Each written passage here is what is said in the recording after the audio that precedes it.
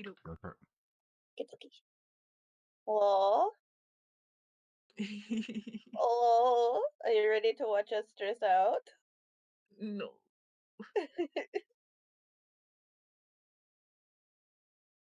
Hi, Chat. How's it going, Chat? Are we excited to watch the stream where Gado and Silk become absolute best friends? Oh, dear. What better bonding moment than shared trauma? Genuinely shared trauma. I have 2 hit points. I'm so stressed out. I've also been teasing them for the last week. Yeah, it has not been helping at all. Keep sending us like snippets of map, which are, by the way, mostly just black with like the edge of a building or something in them. I'm like, this is not helping my stress. It's just a void. It's like, hey guys, this is where you are. It's just fucking terrifying void. Fucking void. Like, ugh, thanks, man. Ugh, it's fine.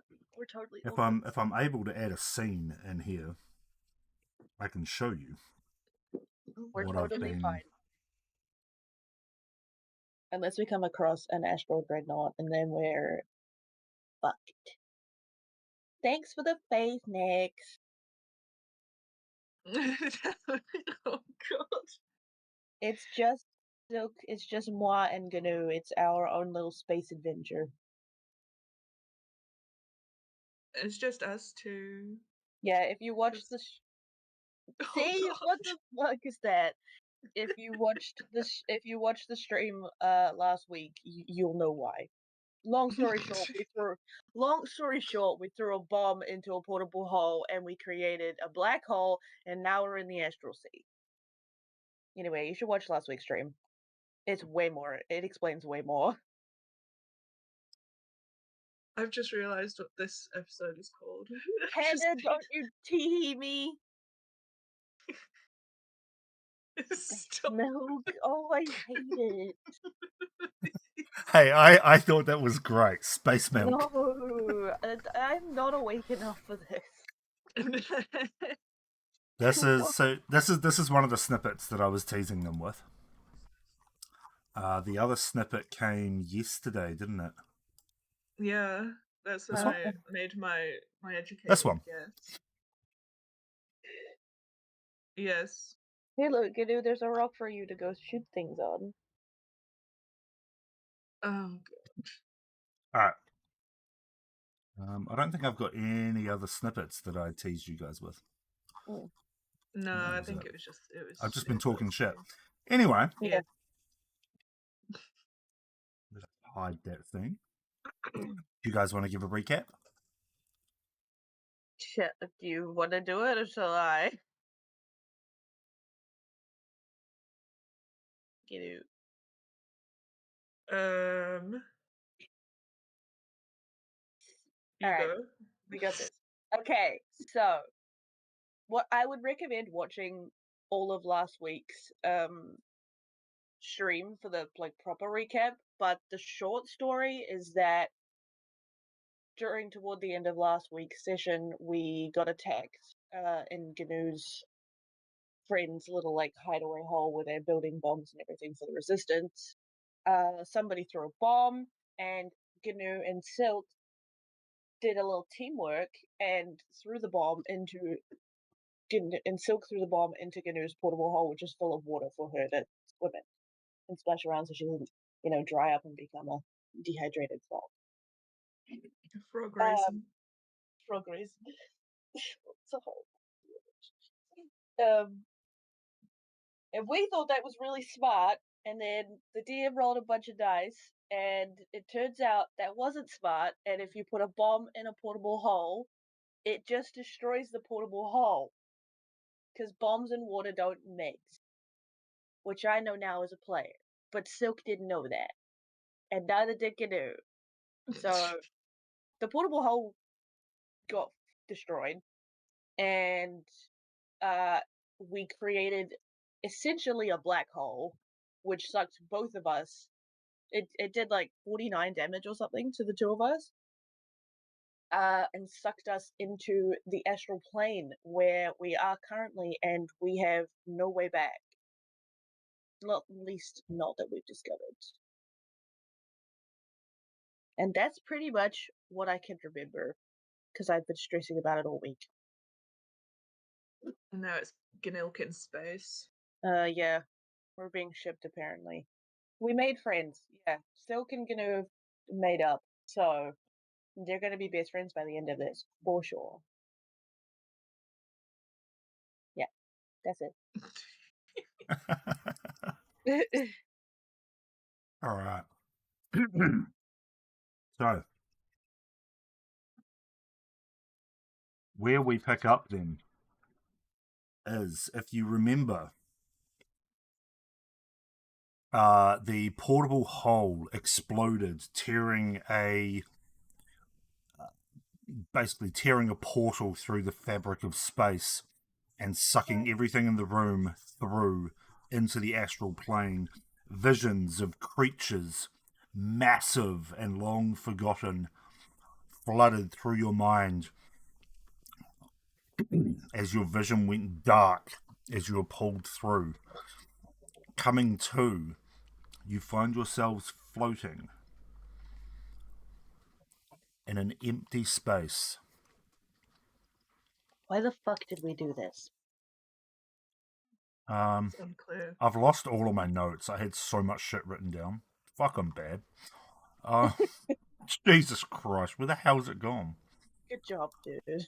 Oh, here it is. I found it. Do you guys want a map? Yes. I put you on the reserve map for a You reason. Are you gonna just give us the fucking void that you've been teasing us with the whole week? Yeah. Okay, why are we on the world map? What is the reason? Yeah, I put you on the world map so that I didn't immediately start with a cool map. Okay. You gotta have the reveal. Yeah. Well, God, I hope this works. I hope all the APIs have been fixed. Map piece. Good enough. You ready? What?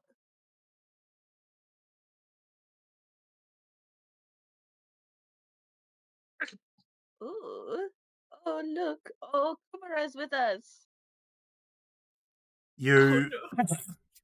Silk and Gnu, you find yourselves drifting in the endless void of the astral plane. Around you, an ever-changing swirl of light and shadow stretches infinitely in all directions. There is no up, no down, only the sensation of weightlessness that pulls at your minds and bodies.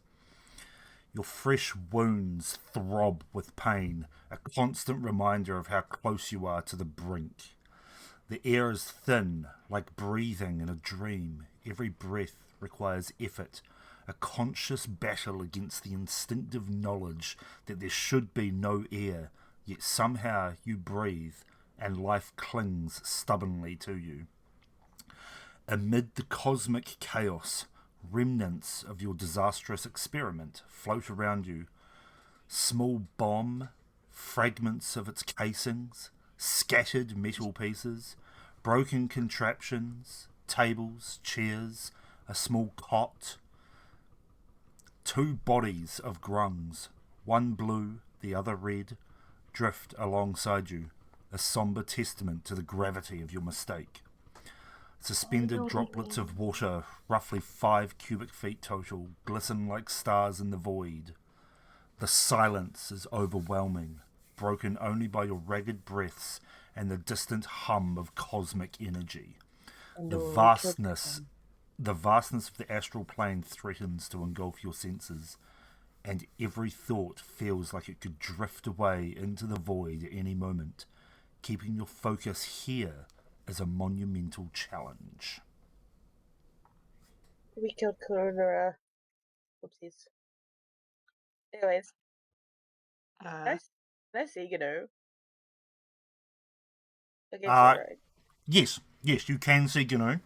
Gnu is probably about maybe like 50 feet away at an angle. Gnu. Can I somehow move in any way? Where are you trying to move to? Here.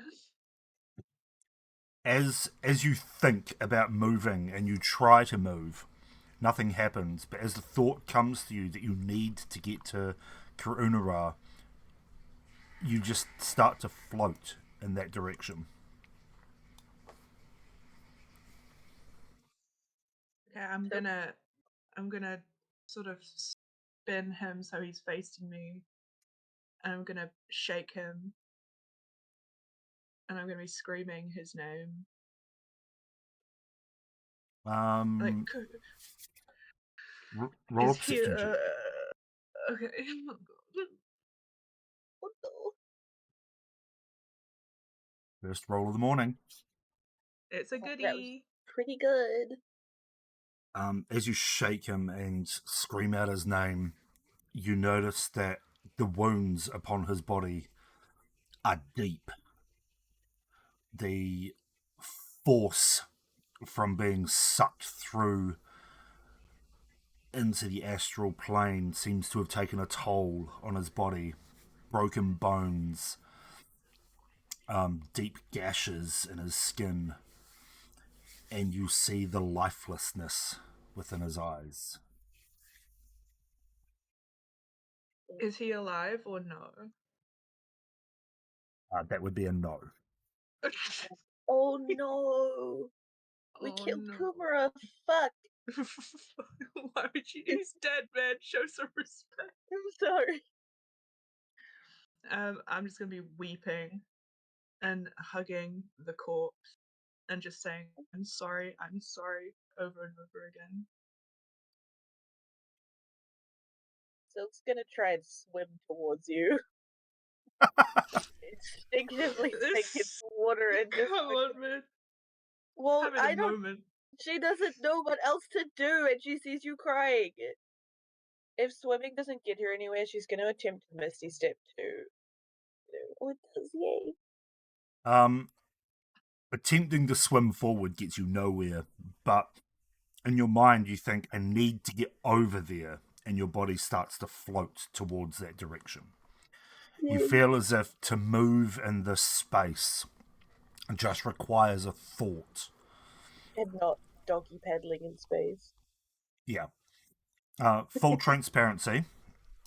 You can move, I think it's 5 feet per 5 feet times your intelligence modifier. Hang on, I've got the book here. Give me a second. Movement in the astral plane.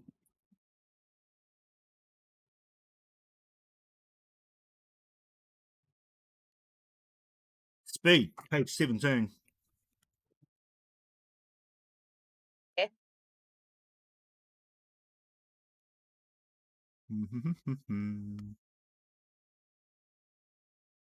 Right, bear with me. Bearing with you.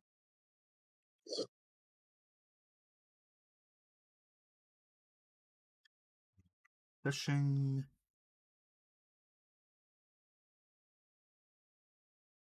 Why does this not tell me? I can't find it quickly. All right, Google. I believe it's 5 feet per intelligence modifier. So 5 feet plus 2. I can move 7 feet. No. Give me a second.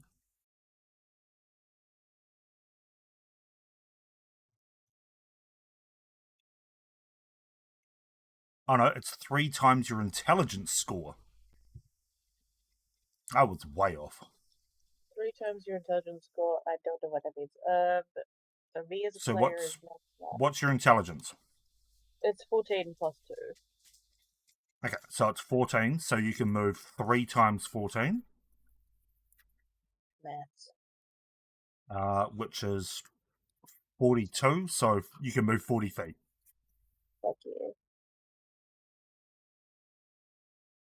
And you knew you were able to move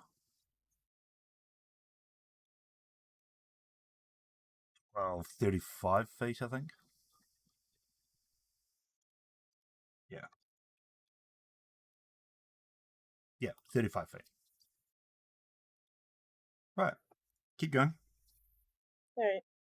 No. No, are you okay?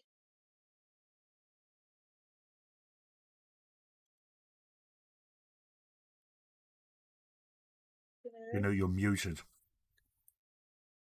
Hello. Sorry.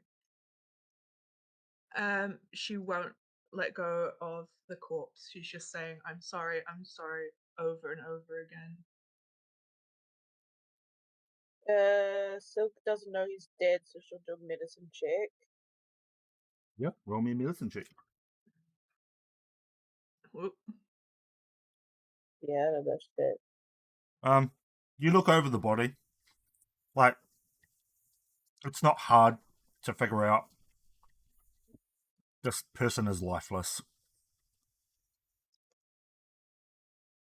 Canoe, I'm so sorry.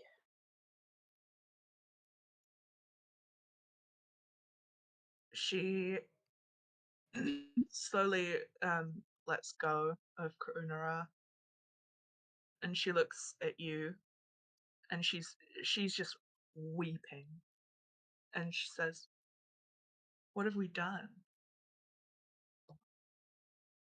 I don't know. He takes in her surroundings fully for the first time. I need to not. You're a horrible person. I need to not take the Discord. I can't believe you've done this. I was trying so hard not to laugh at that. I just thought a baked Cooper was the perfect response. I know, I'm a horrible person, but it was funny. Anyway, I can't wait till we meet your sisters, man. hey. Leave my sister's animals. Nope. Anyway, so you were doing what? She takes in her Being surroundings cold and fully. cruel? No, that's me, the player. We need to find somewhere safe. Can we carry him with us? Her eyes are just glazed over, and she says, "He's dead. There's no point." Hey, do you have any burial rituals you could do here? There's nowhere to bury him. I know. Any rituals that we could do that might send his soul off? She will put her hand on his forehead and say some words in Grung language. And she's still, Ribbit. yeah. Knew that one was coming. I could hear that one Right. coming.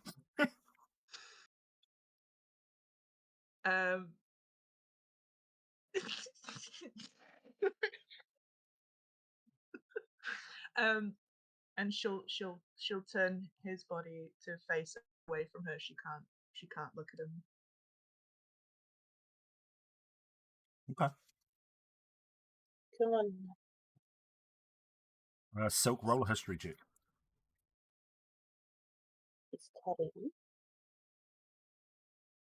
Oh, hell yeah. 22, boy. You've heard. You remember Rune talking about the astral plane sometimes, and its vast expanse of nothingness. You've heard of some of the creatures that roam the large expanse as well. Solar dragons, lunar dragons. You know about the Gith Yankee, also some other races that come from here, like the Gif, the hippo folk. You know that there are citadels and cities that float within the astral sea outside of wild space. But that's about it. Most of what you know from the astral plane has come from Rune, and Rune has only seen snippets of it. Okay. I'm gonna take advantage of the thinking to move and just think Rune. Take us to Rune.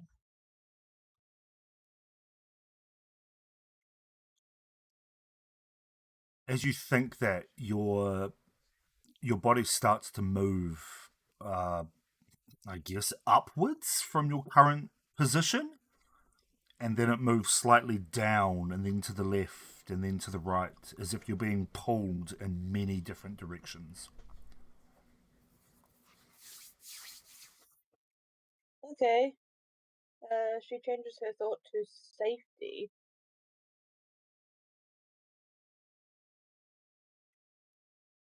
Safety Um, for Silk, for me, and Gnu. as you think that your body just does not react, the plane itself does not seem to understand the essence of safety. What would be safe for you and your friends?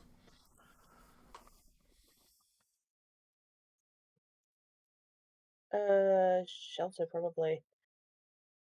You know what's safe for us? Gnu has just seen you be sort of silent and get pulled in a bunch of different directions. And then be silent some more, and then you've just asked me what is safe for us. So Gnu's confused and says, What? Don't worry about it. Okay, Silk's gonna look towards these rocks over here, and just think for her and Gnu to move towards those, so that at least we have a foothold. Yeah.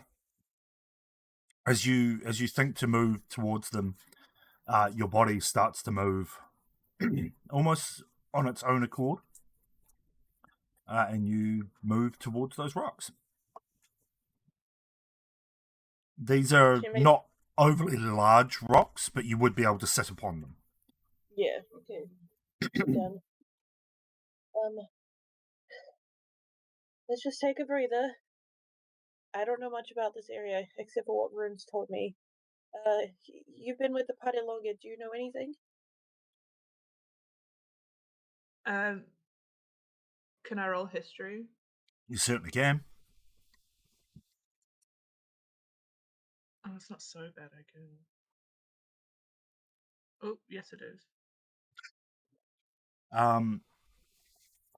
Much the same as what Silk has already gathered from the astral plane. You figure that you are within the astral sea and not within any wild space system. But that's about it.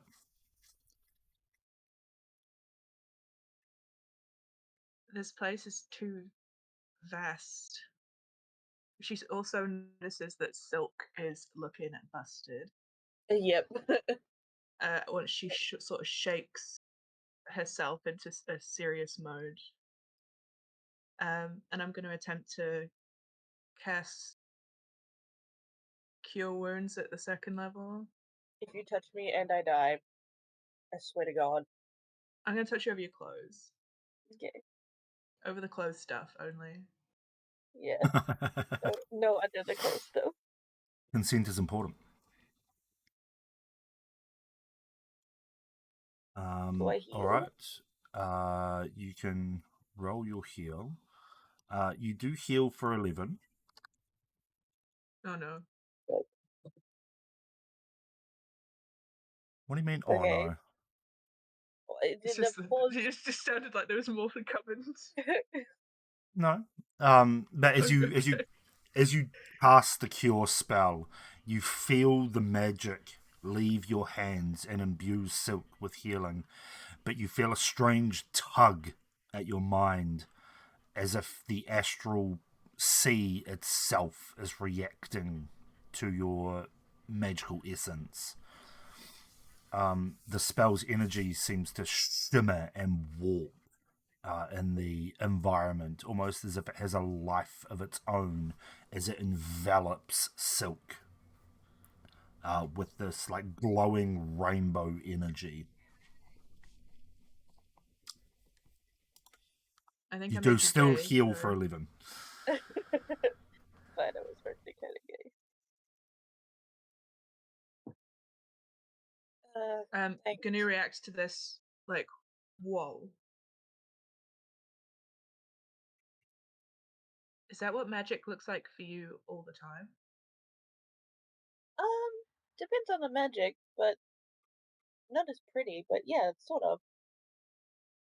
It looks less sparkly and more sort of. You remember the aurora borealis at when we were in the snowlands? Yeah. It looks like that for me usually, but this is beautiful.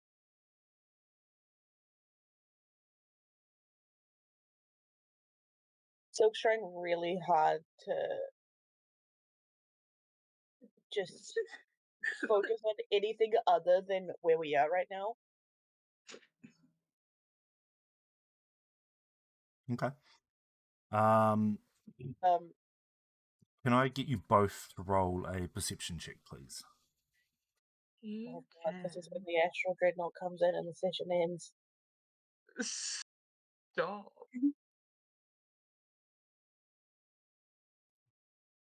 Looking around this vastness, especially towards the nebula type structure in the far distance that you can see upon the map, you notice that the nebula itself is encased in some sort of like cloudy bubble. It is extremely far off from what you can tell. But also circling this bubble is a very, very large object. So large that it would take up about maybe a third of the bubble's diameter. It, And you estimate that even at this distance, the bubble itself is probably hundreds and hundreds, if not thousands or tens of thousands of miles wide. maybe Looking in other directions, you just see the vastness of the astral sea itself. The debris around you getting further and further away. Karunara, having been stopped by Gnu, still sits about 30 feet off. The red grung that you also saw slowly floating further and further away, leaving you in this empty space alone with no one. hey, we have each other. Yeah. Yeah. Yay! Okay, we should try and get to that bubble. Might be people or something there that helps us get out of here. Come on. So we'll hold out her hand to you.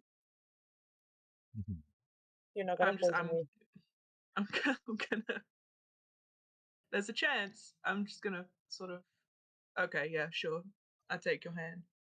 Based on it was very helpful knowledge in the discourse. Yeah, well, you still have to roll. Why? I envision it as a thing that you can like turn on and off. Okay. If you turn it on right now, it's just out of fucking spite. I swear to God. Like I assume like your hands in that you would be able to not excrete poison from your hands.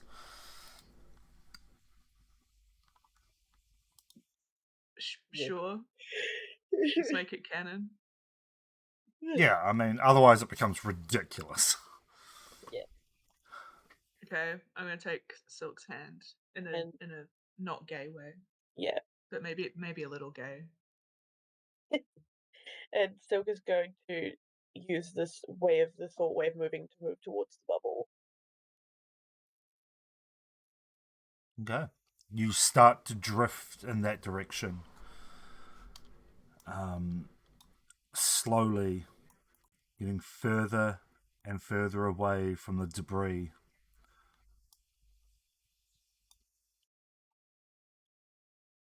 And Silk's further breathing is and further ragged. into the As distance. as we go, Silk's breathing becomes more ragged with panic. Yep. Um, Gnu is gonna like squeeze your paw. hand. She has hands. Okay, It's just hands then. it's just her feet that are little paws. Her little Okay. bare feet in space. So you find yourself floating in the expanse of this plane, having no recollection of where you are, or not recollection, no conscious thought of where you are or what's happening in the world around you, but you float ever forward for what seems like hours.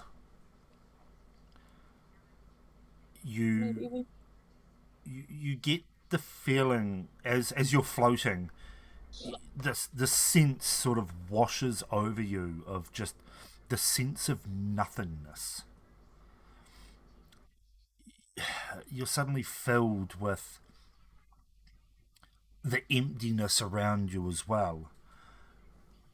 Even though you estimate that you've been floating for 6, 7, 8 hours, you're not getting tired. You're not hungry. Even though your wounds are throbbing and you're in a little bit of pain, they're not getting any worse, but they're also not getting better. It's just as if you exist in this nothingness, and the nothingness is starting to consume you. Not in a bad way. You are still you, but but it's your just empty. yeah, your body is just empty, empty of every feeling. Um, As we float, the more like the longer that we float for with this emptiness, the more Silk becomes like drawn into herself, and her like resolute let's get this done attitude starts to drop more into anxious pondering, and she's just silent. Gnu's just looking around. I was gonna say up and down, but there is no up and down. And her eyes are gonna turn to Silk, and she's gonna see Silk's face looking deep in thought, and she's gonna say, "Silk, Oh, sorry, sorry. It's so empty here. we have What to if we, focus." what if we never get back? What if we're just stuck floating like this forever? Well, all I can say is I'm happy we didn't see any of our other friends back where we were. Maybe that means they're safe. I hope so. Maybe we can find Bumble here if he's okay. Clearly, Rune's not in one place. Yeah. I'm We just. have to we have to make it we have to do something. We have to make it back for our friends. I know. I'm just afraid. She's gonna squeeze your hand again. So, me too. I should squeeze your hand as well. In a not gay way, everybody who's in everywhere. We'll I just know. hold. I thought it was pretty gay. Oh, okay. Well, I'm sorry. Just holding hands with the homies.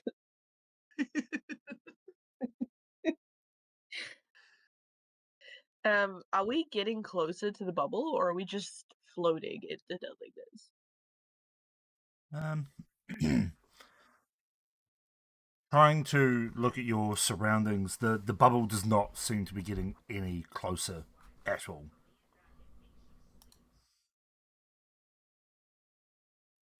You do find yourself floating forwards, ever present, but yeah, that bubble is still a long way off. Dude, does it look like it's getting does it look like it's moving away from us as we go, or we're just really far away? At this point, you've got no idea.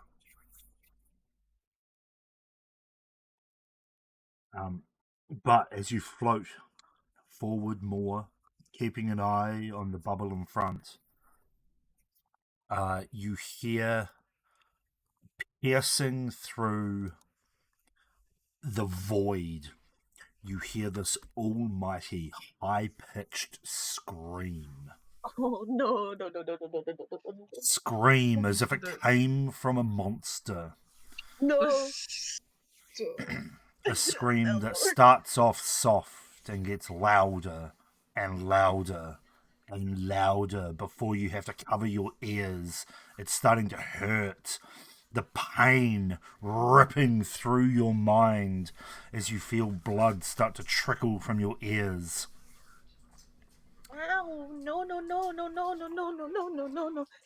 As a So sudden white flash screeches across your vision, everything going white and then blue, and then suddenly you find yourself being pulled in by something, pulled in another direction, being Silk pulled just backwards and up relative to the direction that you were moving. yeah. Silk just holds on really tight to Gnu throughout this entire thing. Can I roll a perception check to see what the fuck is happening? Can I Absolutely also can. roll? And I'm invest good. or I'm huh? rolling perception because it's my highest. Oh yay, 20. Okay, 23. She's got like an iron grip on you, by the way. There is no way she's Yeah, letting yeah. go. Straight up right back at you. Pushing through the bright white light, you see golden wings flapping in the distance, and you see now that you are encased in some sort of rope net with metal links in it, holding it together. As you're being pulled up, the net gets tighter around you, and you hear a voice from above. Let me just find it. Oh, yeah. You hear a voice from above that says, "Don't worry, lass. We got you." Oh my Where god, are it's Space you? Pirates. Oh my god, oh my god, oh my god, it's Space Pirates. Fucking space pirates. What is with you and space pirates? He did a pirate voice. Yeah, well. We've got you. Don't worry. We can pull you up. Who are you? Just a second. And you get pulled up onto the deck of a ship. You fall Space as pirates. the light starts to fade around you.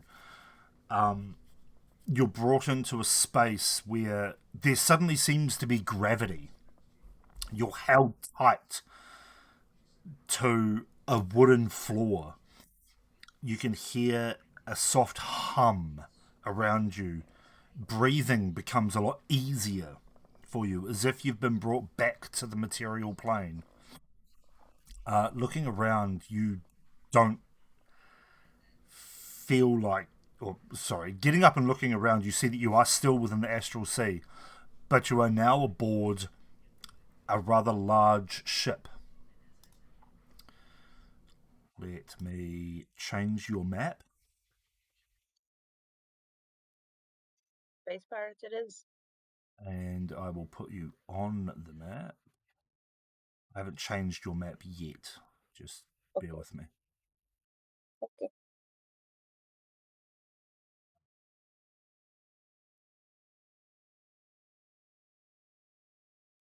I also don't have tokens for everyone else. That's fine. Rip. Yeah.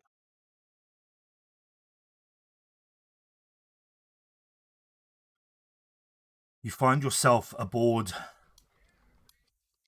what looks to be a normal sailing ship. But behind the main sail, can you guys see the map? Yeah. Yes. Cool. Behind the main sail, you see two large pink crystals jutting out from the deck. At the very front of the ship, another large pink crystal jutting up out of it. You can also see a pale blue glow coming up from underneath the ship itself that seems to be keeping it aloft.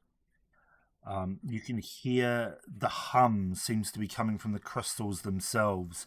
You can also hear the soft whooshing sound of like wind that has been captured since there's no wind in the astral plane. You look around for the source and you see something swirling around the top of the main mast, which is here. You can see like a wind type entity swirling around the top of the mast. In front of you is a orc woman. Let me just grab a token for her. This'll do. In front of you is an orc woman. Early 20s. She's got cropped, curled grey hair, shaved on the left side, and bright green eyes. She's got soft grey skin and stands about 5'10". Have quite a round build and a squarish face, big tusks coming out of her lower jaw. She looks and goes, "Are you all right? What on earth were you doing floating around like that?" We. Sorry. Silk takes like a huge breath and looks at Canoe. Uh, we sort of created a black hole and ended up here. Completely by accident. Yeah, we don't mean to be here. Do you know how to get us home? Home meaning, not this plane. I'm terribly sorry. What? You created a black hole? We,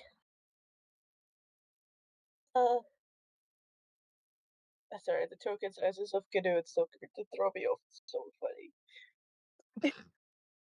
We did something stupid and created us. We put a bomb in a portable hole, and it sucked us into here. Oh, And I see. we're injured and don't know where we are, and we just want to go home. Thank you for rescuing Well, us, by the way. it is our pleasure. We always welcome new blood aboard. And might I say, that is definitely one way to travel to the astral plane. Probably not a preferred method of my own, but one way nonetheless. We probably want to do it again, ma'am, Captain, person. Sorry, what's your name? My name is Glasha Pureseeker. And I am not the captain. I happen to be the master gunner for this vessel. Sorry.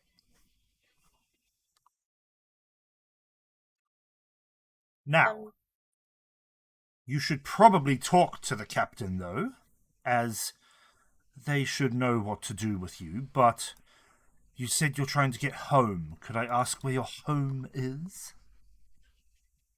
It's Valorious. Ah, Valoriath. Okay, so the material plane, then. Yeah. By the looks of you, I would have said the Feywild, but nonetheless, that's fine. Well, you would be entirely incorrect, but home is the material plane for now. Gnu's gonna look up at Silk like, huh? Oh yeah, you don't know.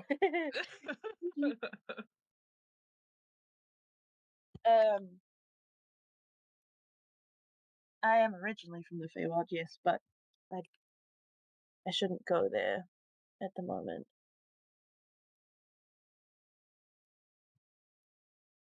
I'm Okay, Silk, very by the well. way. This is Gnu. Hi, Well, I'm Gnu. it is a pleasure to meet you both. Right, we should probably go and get the captain. Hopefully she's available. Okay. And she leads you up this staircase to the door that is just beneath here, which leads over to the captain's quarters over here. Ooh. And she knocks on the door and she goes, "Captain? Captain, are you present?" You hear no sound apart from like hooves on deck. And then you just hear a "Maa."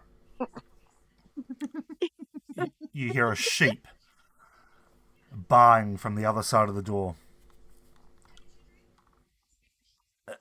And Glasha goes, "Ah, right. Well, it seems as if the captain is not in right now." She has a sheep in her. Yes, that would be Barbara. Uh-huh. I suppose we could let her out. She's been stuck in there for a while. She Do I opens wanna the door. She opens the How- door, and you can see the captain's quarters is strewn with hay and straw, and the sheep comes bounding out with the normal clip-clopping sounds of a sheep, but also a thud every now and again. Looking at the sheep, you notice that it has 3 legs, but its missing 4th leg has been replaced with a intricately carved peg leg. Oh my god. And you're telling me these are not space pirates? They are absolutely space pirates. Glasha goes, And they have a space pirate sheep.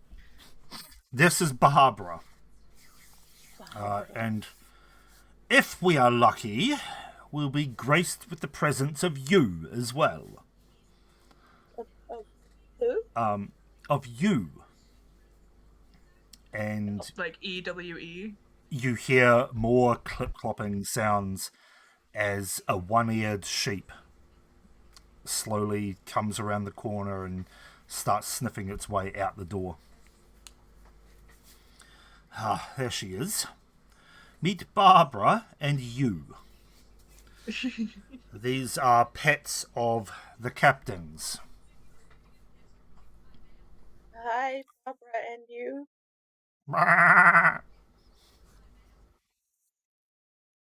Okay. And anyway, it seems as if the captain is not in, but I'm sure they might arrive soon. Where would they be if not on the sheep? Ship, not sheep. Well, they have a habit of vanishing, you see. They only visit the ship when it suits them best. But, alas, we We continue our journeys without them. We are quite capable. What's the captain's name?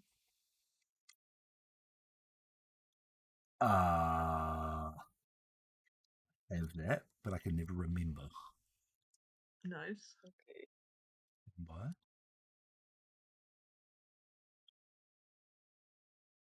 The captain. That Just would word. be. That would be. Fuck, it's gone. Imagine if it's just Rune and Rune just is a space pirate in his spare time. No, I remember that. That would be Captain Zephrine. She normally travels with a few other people as well, but Captain Zephrine is the one that we take orders from. And Yep, not carry to on. seem rude, but what do you guys do?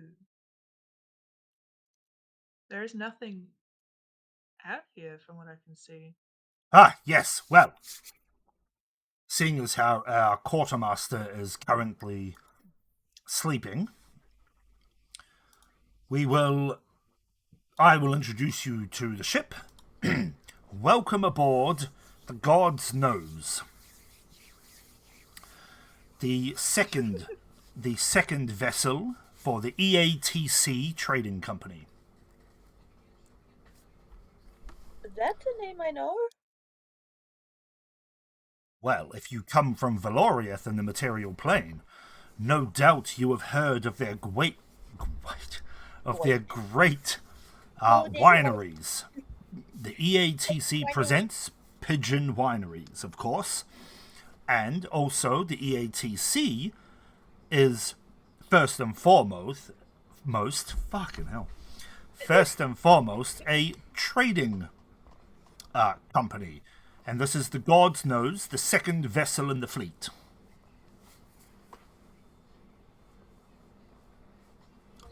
The second vessel in the fleet. Shut up. I'm trying so hard here. Oh my god. What is a trading vessel doing in the astral sea? Well, you see, we recently, within the last few years, have been developing our trade routes. We were originally in the material plane on your planet of Valoriath, and we were trading between the Reserve, Eldoria, and Chromal when we discovered a portal that led us to the Astral Sea. Our ship only being able to traverse on the material plane's waters had to be rescued, and we were able to upgrade it to be able to traverse the Astral Sea. So, naturally, we have upgraded our trade routes to include this plane of existence as well. Well, not enough. We didn't see a lot out here, so forgive me for my ignorance, but who do you trade with out here? It seems so empty. Yes, it is empty, but we do like to travel from our wild space bubble out through the Astral Sea. We like to trade with the Radiant Citadel that is out here. And we also trade with a couple of the smaller asteroid cities that float through the sea. The Radiant Citadel being our main port, as our captain does have a tavern there that needs to be stocked with the EATC wineries, Pigeon Wineries merchandise. But Wow. we are money makers at the core, and so we trade in exotic foods and items from the material plane, and vice versa. We bring the astral plane contraptions, materials, and ingredients through to the material plane. Wow, it's really cool. And right now, we are transporting some very precious cargo back to the material plane. So you are in luck that we happen to be going in that direction anyway. Um, would you perhaps have picked up anyone else just floating? We lost two of our friends. Well, one of them was whisked away by a god, and the other, well, we don't know where he is, but maybe he's here? A teddy bear? Well, there are many teddy bears aboard this ship, but I doubt any of them are who The, you are after. the living. Well, he's a teddy kid, specifically. Ah, He the has a, special he has a, kind. he has a lollipop helmet, likes Well, to hug people, I know not of your companion, but perhaps the toy maker would.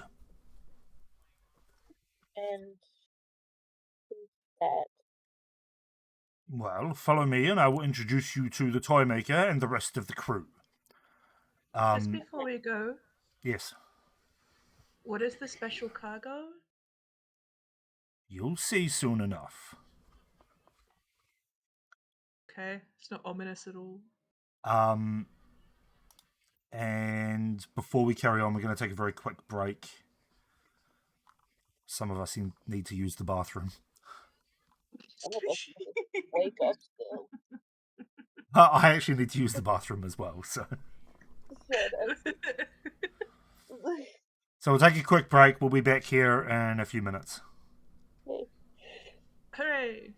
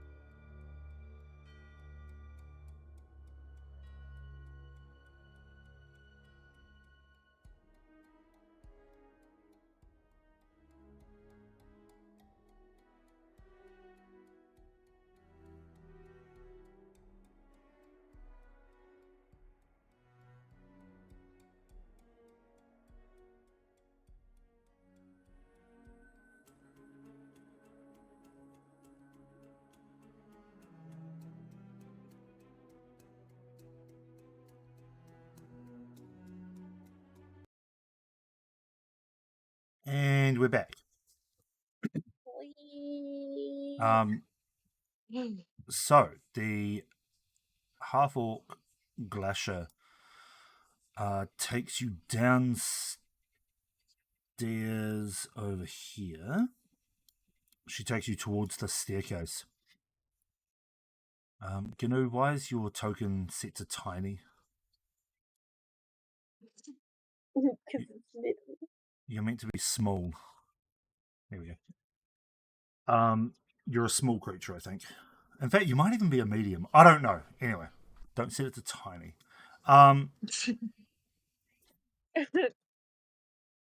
Right, she leads you over here. She goes, right, so who have you got to meet? We've got, so you've got to meet Lily. You've met me. You have to meet, Jaren. If we can find her. Miss Roundtree. And you will also have to meet Click. A lot of people to meet. Oh, and the Toy Maker, of course.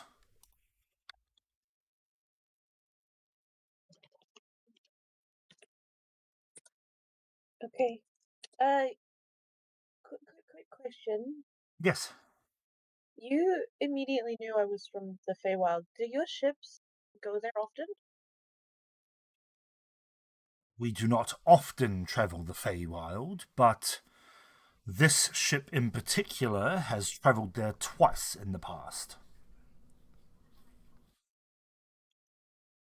Would you ever pick people up? We don't normally pick people up. No, it was a trading venture that we were trying. We were trying to get Pigeon Winery's products into the Fey realm, but it was not overly successful.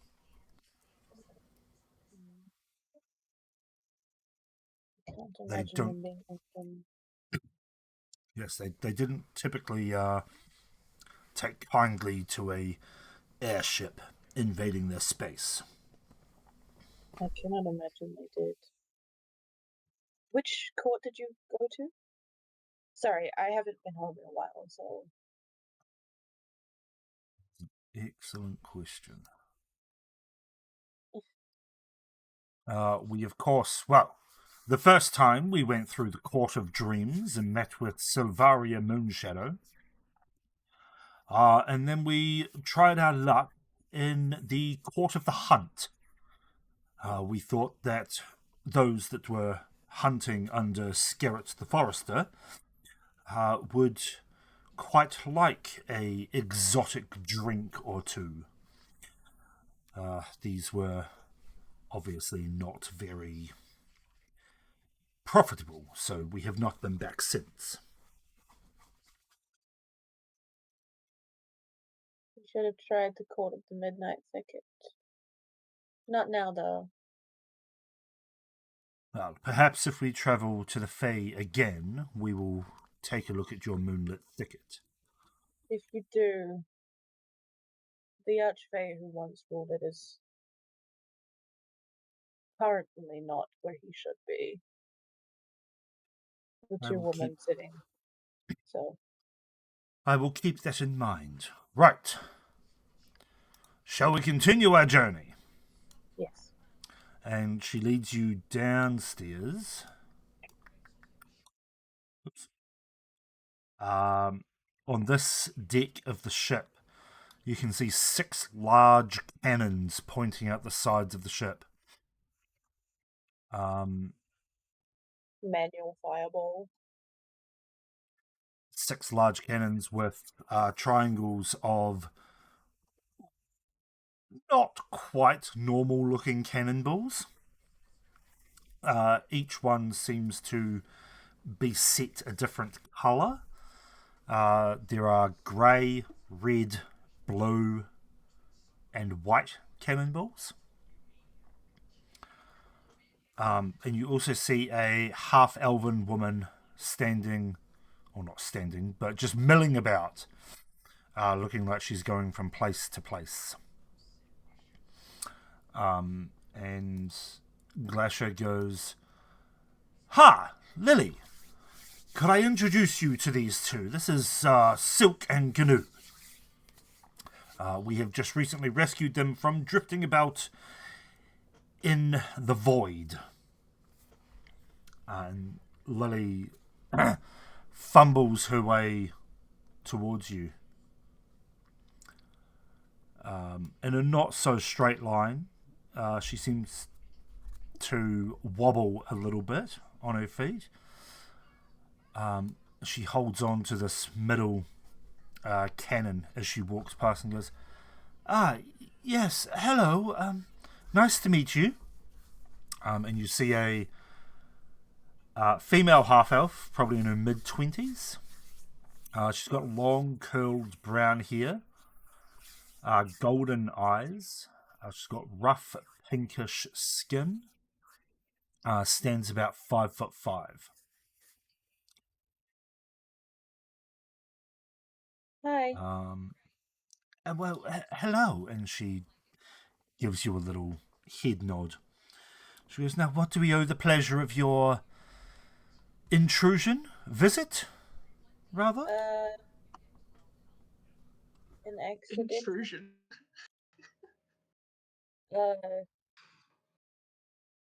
I suppose I was being stupid, really. The rescue is much appreciated. Thanks. It's not a problem. But, are you staying long? Only until we can get back home, which we're told your ship is headed towards, so Yes, I guess, it should be. I guess however long Um, it takes to get home. can I roll perception on Lily? Yep, certainly. Because she seems drunk. Damn. Wow. Damn. You look her up and down. She's not drunk. She hasn't got her space legs yet. She, from her demeanor, she's walking fine. She just struggles with perception. Her depth perception is not quite there. She just needs glasses. Nearsighted. Kind of. As you look up and down and you're having this conversation, Glacier looks around and goes, "Wait, Lily, where is he? Where's Brightpaw?" "Well, that's the problem. I'm not sure where the little bugger has gone." "Right, well, perhaps Click has him. Have you tried calling him?" "Oh, no. Why would I ever think of calling my own dog?" Who's Brightpaw? Oh, Brightpaw is Lily's dog.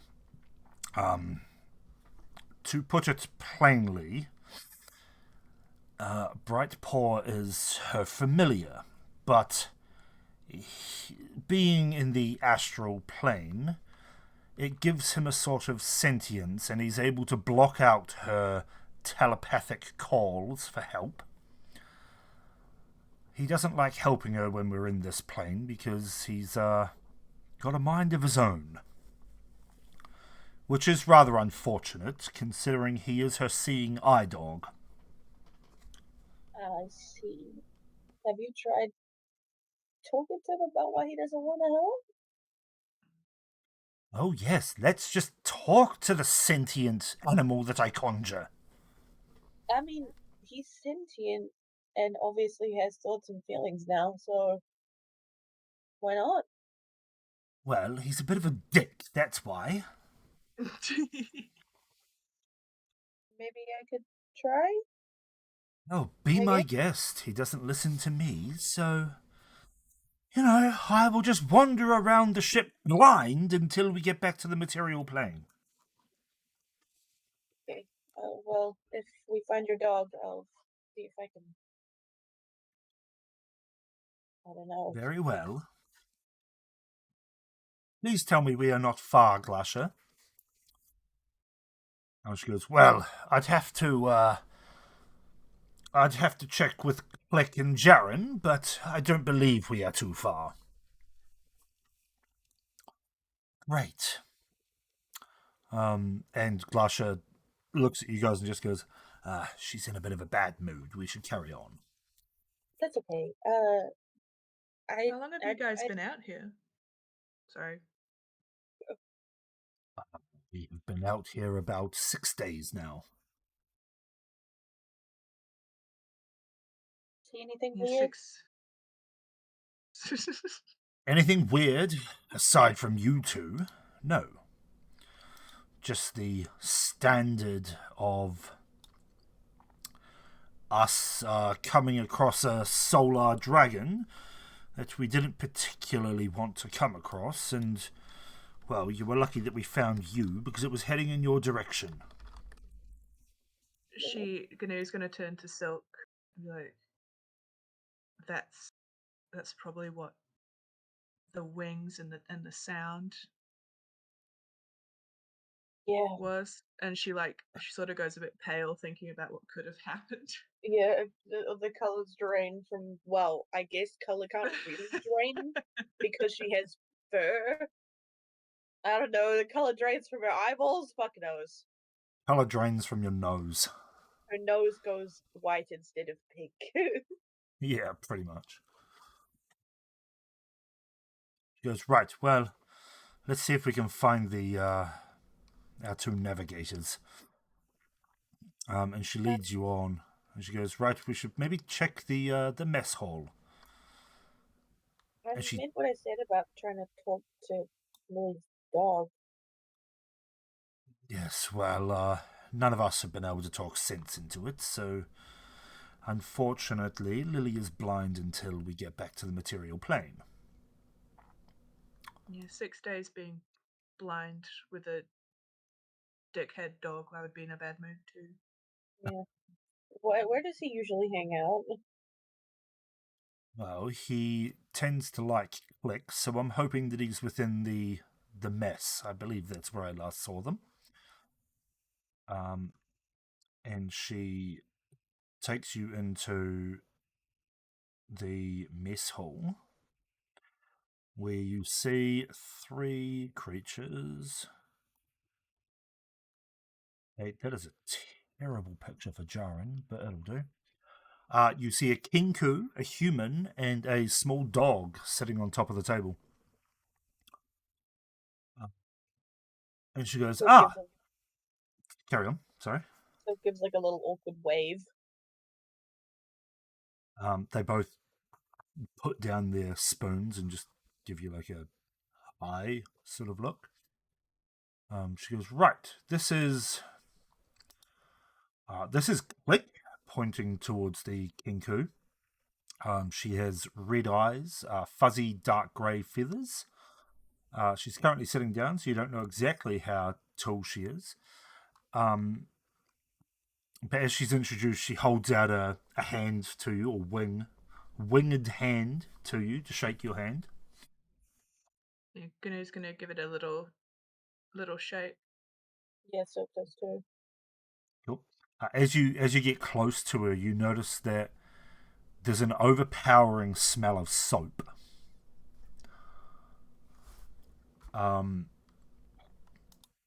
And she looks at you and looks at Jaren and then mimics his voice and goes, "Pleasure to meet you." And you. And then Jaren goes, "This is an older human male, maybe mid-40s. It's got extremely long, wavy auburn hair, brown eyes, rough, dark skin. He stands up. He's quite short. He stands up about 5'2". Short king. He's quite skinny, but holds out a hand and goes, "Nice to meet you. Nice to meet you. What brings you aboard this ship?" Silk just Stupidity looks at her. mostly. Yeah, your turn. Yeah, Stupidity, Ganesh you is say? gonna say, yeah, stupidity mostly. There's like, she's sad. She's really sad, but she's not prepared to yap on about the death of her best friend. I see. Well, come here unexpectedly. Well, let's see if we can get you home, since we are taking the toy maker as well. That's who I need to speak to as well. Do you now? Well, you'll find him, I believe, he was making toys last I saw him. He was making toys in one of the holds, so perhaps check down there. Will do. Have you seen any of the toys he makes? I have. He makes quite a number of toys, teddy bears mainly, and odd little contraptions that tend to whir on their own. A bit of an Beyblade? artificer, I think.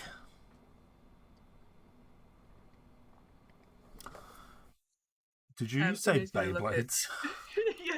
yes, I do. Jesus Christ. Ganesh gonna look at Silk. When he says the words teddy bears, she's gonna give Silk a look. Yeah. Silk will just return it. Like living, breathing ones, right? I don't know how one would make a living, breathing teddy bear, but no. They are all inanimate, so far as I can tell, anyway. Hell yeah. Okay. Well, nice to meet you, even in these unfortunate stupidity circumstances that we find ourselves in. Yes, well, nice to meet you too. Now, if I may get back to my meal. Is And that Lily's dog? Yes, this is Lily's dog. Has she sent you on a quest, has she? Well, she hasn't, but I offered to talk to him. Good luck. See, yeah, It was I guess. Bright Paw, wasn't it? Yeah. That is his name, yes. So we'll go over to the dog and like offer out a hand. Well, actually, she'll just talk, like say hello, I guess, considering he's sentient, I guess. Hi, Bright Paw. He just looks at you. He was trying to steal bacon off of Jiren's plate. And he just looks at you and sort of cocks his head to the side. Heard you don't like to help Lily see things. As much as dogs can give off an air of intelligence, this one definitely understood what you said and gives like a little huff.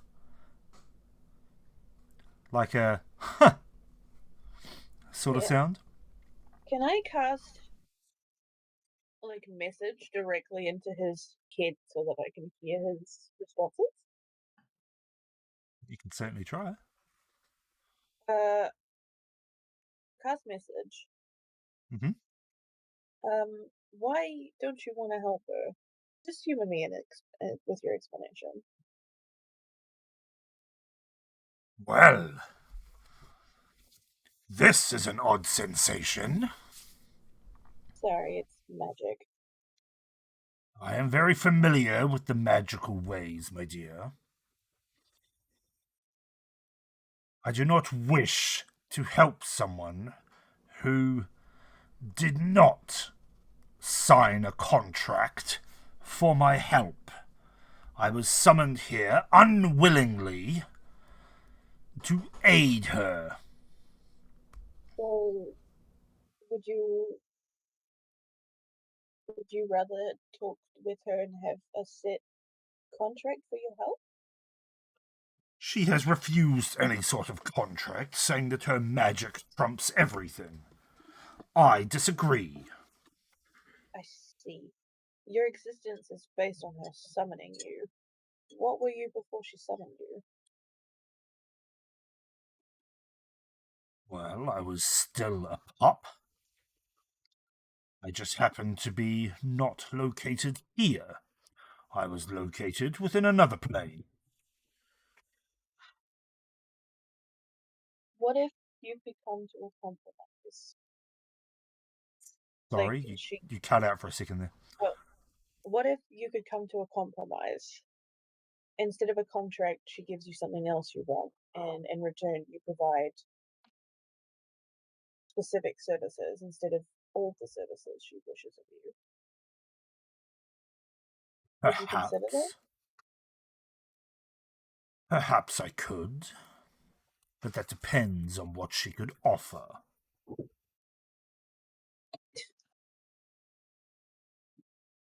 Okay. Well, you're familiar with magics, and you know that you're a summon. No, Perhaps I am not a summon. I was yanked from my plane of existence to be her lapdog, of which I do not consent. okay, if you don't consent, you know someone who would. Maybe another dog from your plane. It's up to her magic if she is able to summon a consenting pup. How do you consent? I've never. I don't know if we can. You know magic, and so you must know that I have it. I've never known how to summon a familiar consentingly. It just sort of happens. On the material plane, yes. In the astral plane, one can offer consent when summoning a creature. It's in the way that you summon it. I assume it would be the same from the material plane. You humanoids are all the same. You've only met a few of I've us. lost the word. Hang on, I had a word for that. Arrogant, I guess. You humanoids are all the same, just arrogant creatures that think you can do as you please. Some of us don't understand how the familiar may feel, especially if we can't communicate with you. So it's not arrogance, it's just ignorance, and not by choice. Give us a chance. Ignorance is just as bad. Give Perhaps us, in the casting of the spell, you could ask instead of just yanking us from our homes. well, we didn't know that that happened, and now that we do, or one of us does, I'll spread that in the material plane. Have you told Lily this? Lily refuses to listen. Are you talking to her nicely, or is the same way you're talking to me? Does it matter? Yes, tone and the way that you speak to people is everything. Ugh, fine. I shall go and talk to her nicely. And you see him roll his eyes at this as well. Yeah. And he gets up and does a bit of a stretch on the table, and you see lots of fur just fall from him onto the table and into the food. And he goes, "Right, I shall go and find her then." Good luck. And he leaves the room. I'm gonna take some. I'm gonna look at the person who's making use of this and say, can I borrow that? Certainly. Consider it motivation. And she winks. Yeah. Right, Paul, before you go. I should toss the bacon toward them. And you see at the door, Brightpaw sort of jumps up, catches it in his mouth, eats it, and just goes, perhaps some of you are not so bad. And Smiles. turns and just lifts his tail at you before he goes. She just smiles. Okay. Well, he's gonna talk to her, so fingers crossed. And Glasha goes, yes, well, unsure what that will actually do, but, you know, it is what it is. Well, he wants consent. He didn't consent to being dragged from his home, so that's what he wants. Look, I don't understand all that magic mumbo-jumbo. It's really quite simple. And Gnu like chuckles. she'll like launch into an explanation of like how her magic works and everything, and like where she draws it from, like totally oblivious to whether she's listening or not. Your passive insight. It's 15. 15. Yeah, you can tell that they're not really listening. She'll trail off. Sorry, I get a little carried away. All right. Very well, break. right. I'll be right back. What? I'm gonna take my antibiotics. Give me a second. Oh my god. Gnu, you're in charge. Silk has Oh, a good. debilitating disease.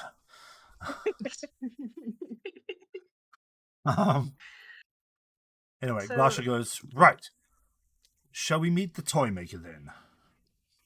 Yes. Yes, please. Okay. And she leads you over to the... Well, she looks in here, sees that no one is within there, and goes, must be in the other one, and walks all the way over here. Gnu's gonna give a little wave to the Kenku and the human. They just wave back, shoveling food into their face. And leads you into this room here. This room has that is a really terrible picture. Can I change that? Oh, I can. Great. Let's go with that one. Leads you into a room where a gnome is flitting about the room, mending small contraptions, little fans and whirring toys. You can see this room is chocker full of teddy bears that look similar to Brumble, but not quite the same. They all seem to have the same expression on their face and no life within them. And he looks up and goes, Glasha, nice of you to be here. What can I help you with? She goes, well, I just wanted to introduce you to these two fine folk that we just picked up drifting in the astral sea. And they wanted to ask you a few questions. Well, very well, very well. What can I help you with? My name is... What is my name? My name is My name is Fizzwidget Tinkertop. How can I help you? We were just wondering about your teddy bear. Yes, what about them? Have you ever heard of one of your teddy bears becoming sentient? Oh, are you talking about the fabled Teddykin? Yeah. Well, yes, there has been reports of some of my predecessors bears coming to life. And how exactly did that happen? Do you know? So far as I can tell, through the magic and pleas of children who need protecting. I can't remember the name of the little girl. That's with an What? L. I don't know that Brumble's ever said. He has. It was the first thing he said when he introduced himself. Well, I didn't write it down. Damn it. Sorry. I'm pretty sure it's Leora. Oh, yeah, that rings a bell. Could be wrong, but that sounds close enough. Yeah, that rings a bell. Can we pretend it's right for the sake of this? Yeah. Yay. Yeah. Okay.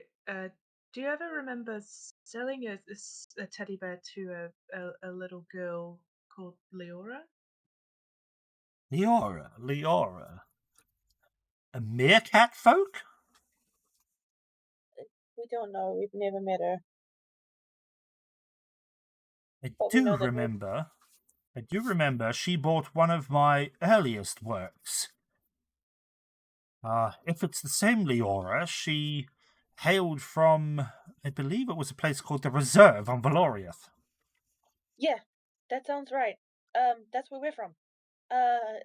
Was the teddy that you sold to her called Rumble?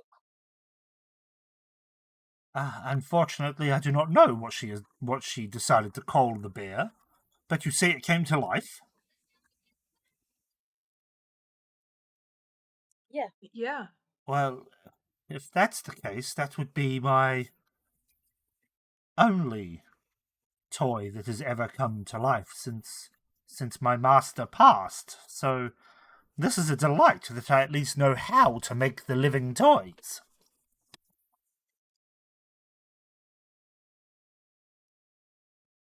If you know how, could you do Well, it again?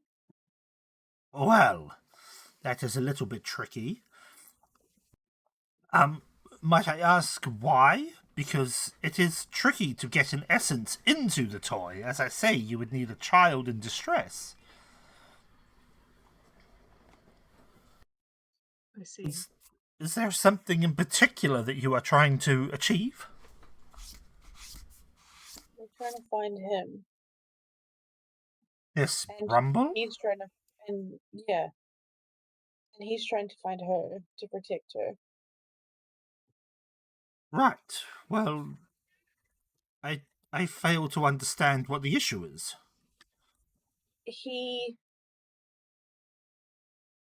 We think he might have.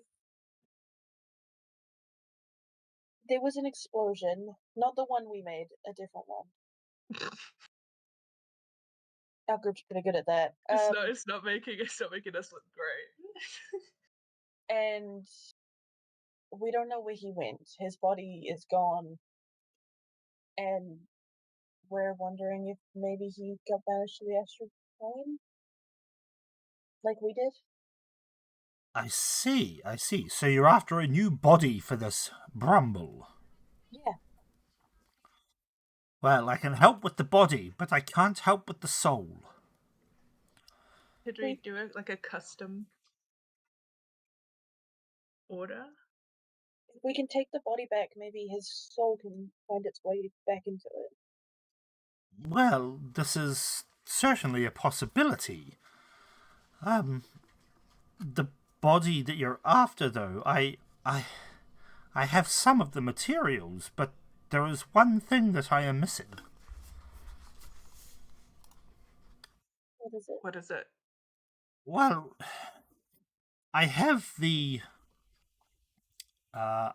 material to make the body, and I have the stuffing, but I require the enchanted silk thread that is used throughout the body, so that when an essence is imbued into it, it can hold.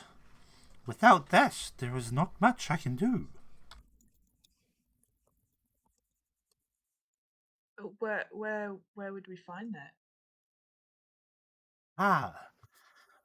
The etherweave thread can only be found by combining a special silvered thread with the silk of a creature. Luckily for us, said creatures are found within the astral plane, but are still quite dangerous. I have the silvered thread, I just don't have the silk needed. Could you create silk from something else? Does it have to be from those creatures? It does unfortunately have to be from this creature, so far as I'm aware. Yeah, unfortunately without them, I am at a loss.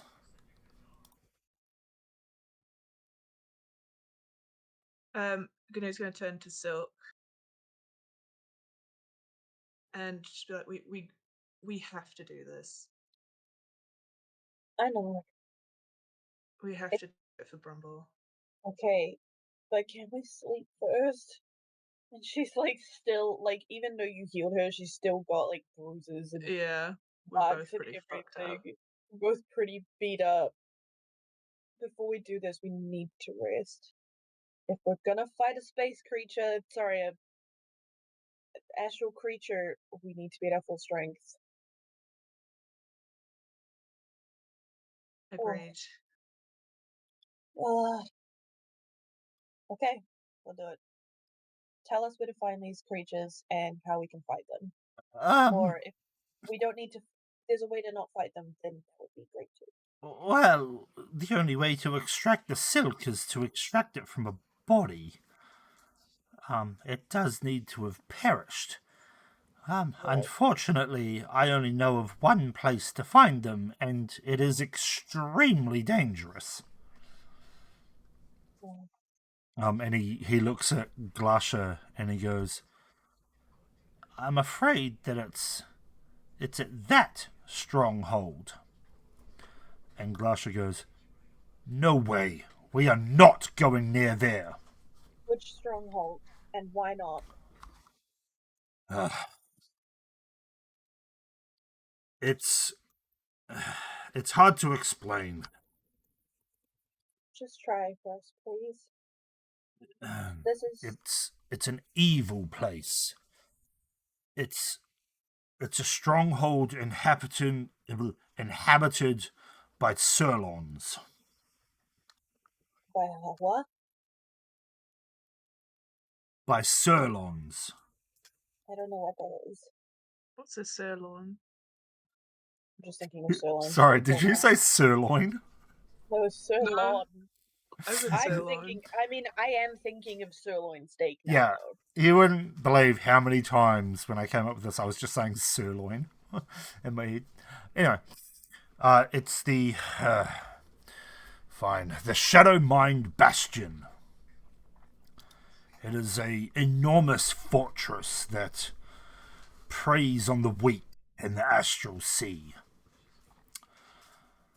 I do not want to take the ship near there, as this fortress or stronghold is home to dark and dangerous creatures known as the Surlons and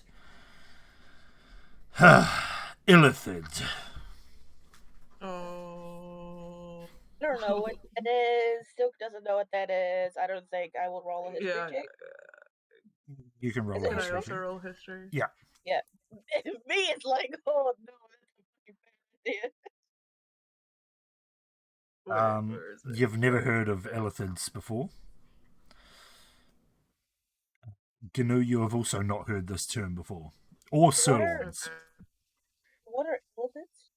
Sorry, we've never heard of this before. So, educate us. Illithids, the brain-sucking flayers of this realm. They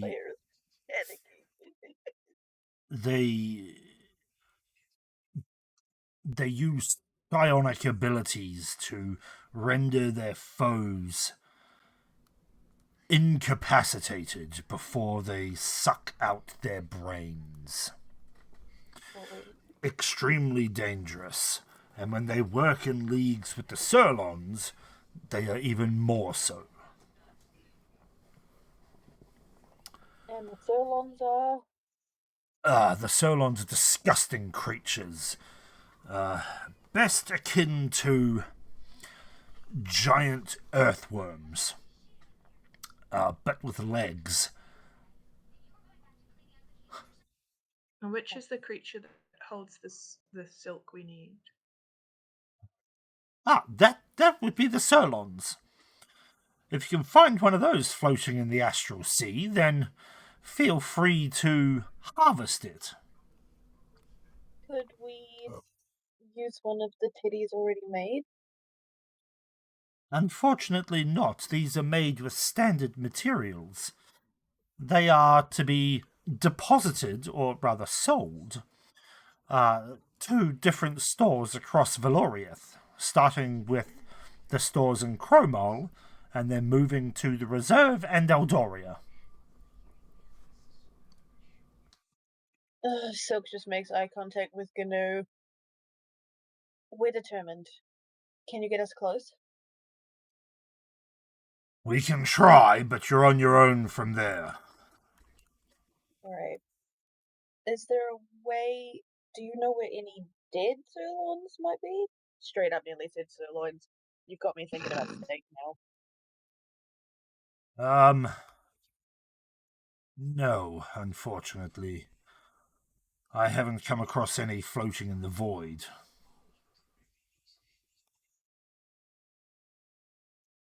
But, Well, as I say, I can get you close. But that'll be as far as I can. How difficult are they? Yeah.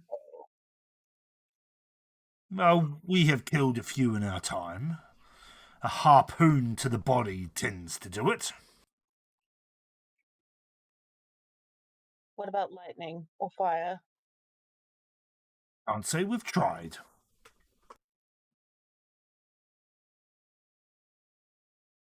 We are determined. We need to do this from a friend. Okay, very well. But first, I suggest you rest.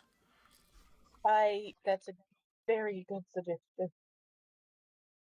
Right, well, I will take you to the crew quarters. They are upstairs. Thank you, Glacier. Glacier? Glacier. Glacier, sorry. Glacier is the one that stole the children. Yes, I know. And so the two names are getting confused in my brain. Sorry, I'll try to come up with names that are not similar at all. Thanks, man. Unique names for all. Hell yeah. On our way back to the crew quarters, can we check in on Lily and Brightpaw? Sure. Coming back into the gun deck, Lily and Brightpaw are nowhere to be seen. Oh, is that a good sign? Well, it's not a bad sign. There's not really anywhere they can go, so they'll be around. Don't worry about them. Okay. And she leads you upstairs to one of the doors either side of the staircase leading up, and leads you inside to a room filled with lots and lots of hammocks and cots. She goes, you can sleep here for this evening. Thank you. Until you are well rested. Feel free to come and find me once you awake. Thank you, Glacier. And she leaves the room, closing the door behind her.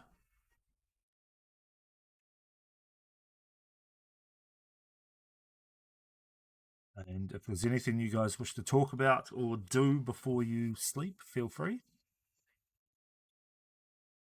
Canoe, are you okay? Well, are you okay? No. But better now that we're not just floating. Yeah, I suppose it's nice to see another person. I know that losing Kunara. I'm sorry. She like stays silent, looks at her feet, and says, "It was my fault."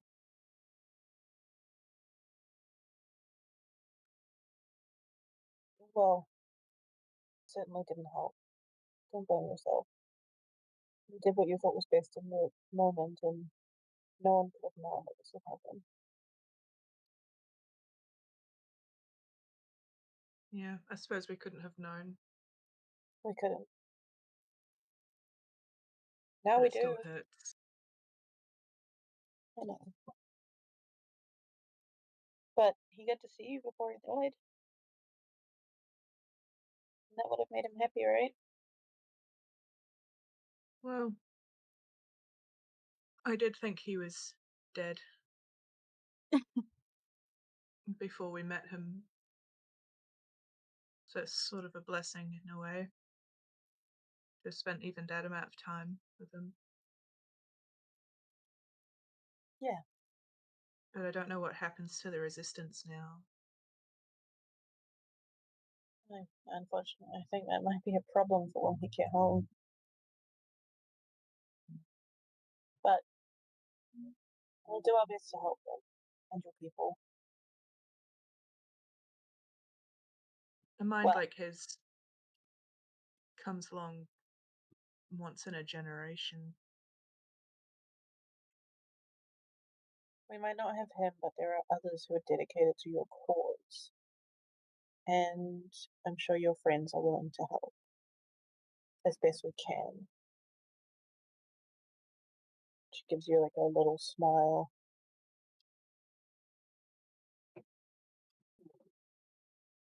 She sort of nods. She's trying to like convince herself that you're right. It's just hard. Yeah. And We she should also go. doesn't want to say you're right.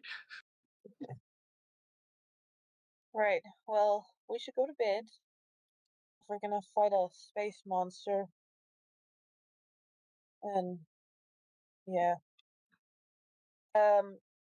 Before we go to bed, Silk will claim a bunk and curl up and wrap her tail around herself for comfort, because fucking what the fuck.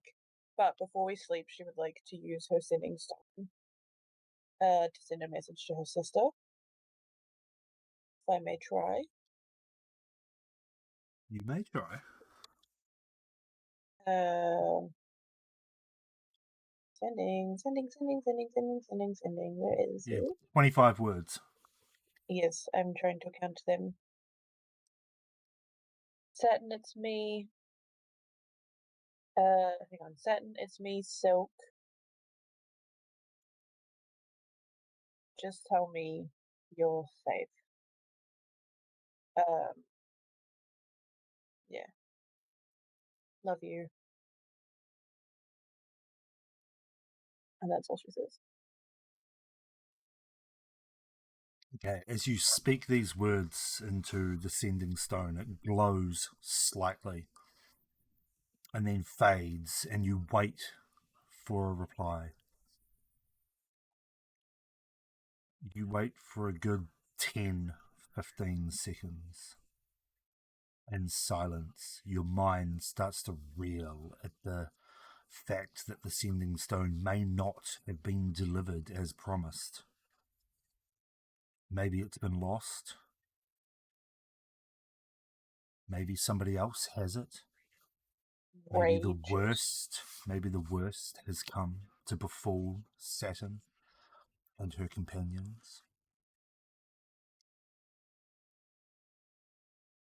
And then you get a familiar voice come back through. One that is not Saturn.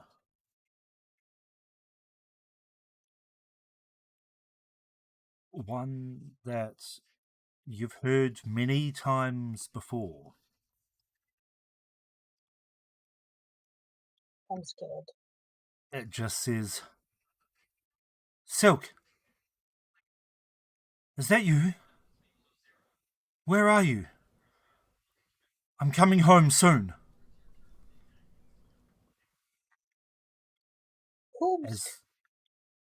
as the voice of Rune fades, you find yourself sitting in utter confusion. Alori, you bitch ass motherfucker! Get my sending stone to my sisters.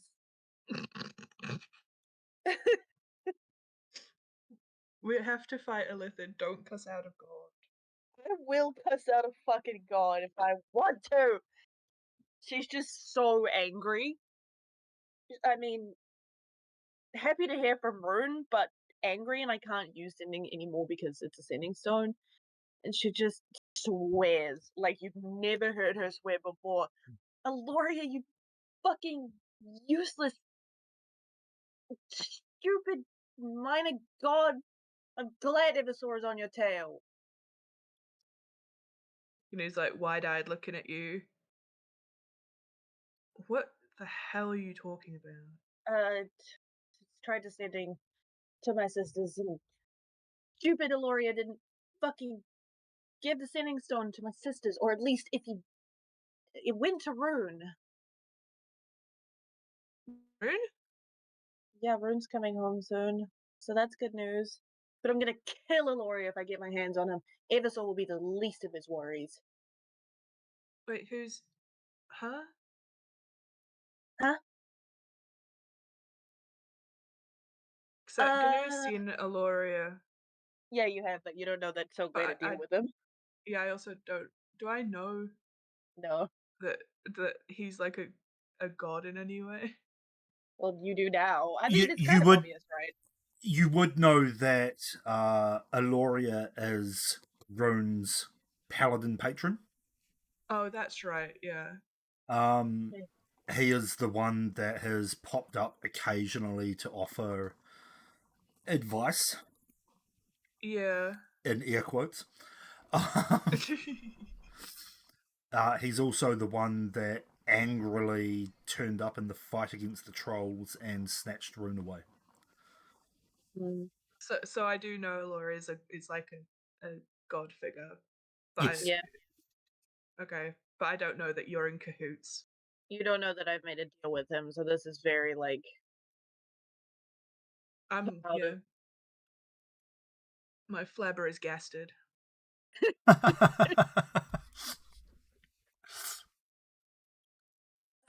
Stupid. I asked him to do a favor for me, and he didn't do the favor, and I'm gonna kill him. What? I mean, granted, he hasn't had a lot of time to do said favour. Yeah, sure, true, but Silk's not thinking about that right now. She's just mad. That's fair. Don't worry Anyway. about it. It's a problem for another day. Shall we just sleep? Yeah, okay. Good night, Gnu. Gnu is like, Please don't tell Nyx. He'll be furious. wait, Nyx knows about?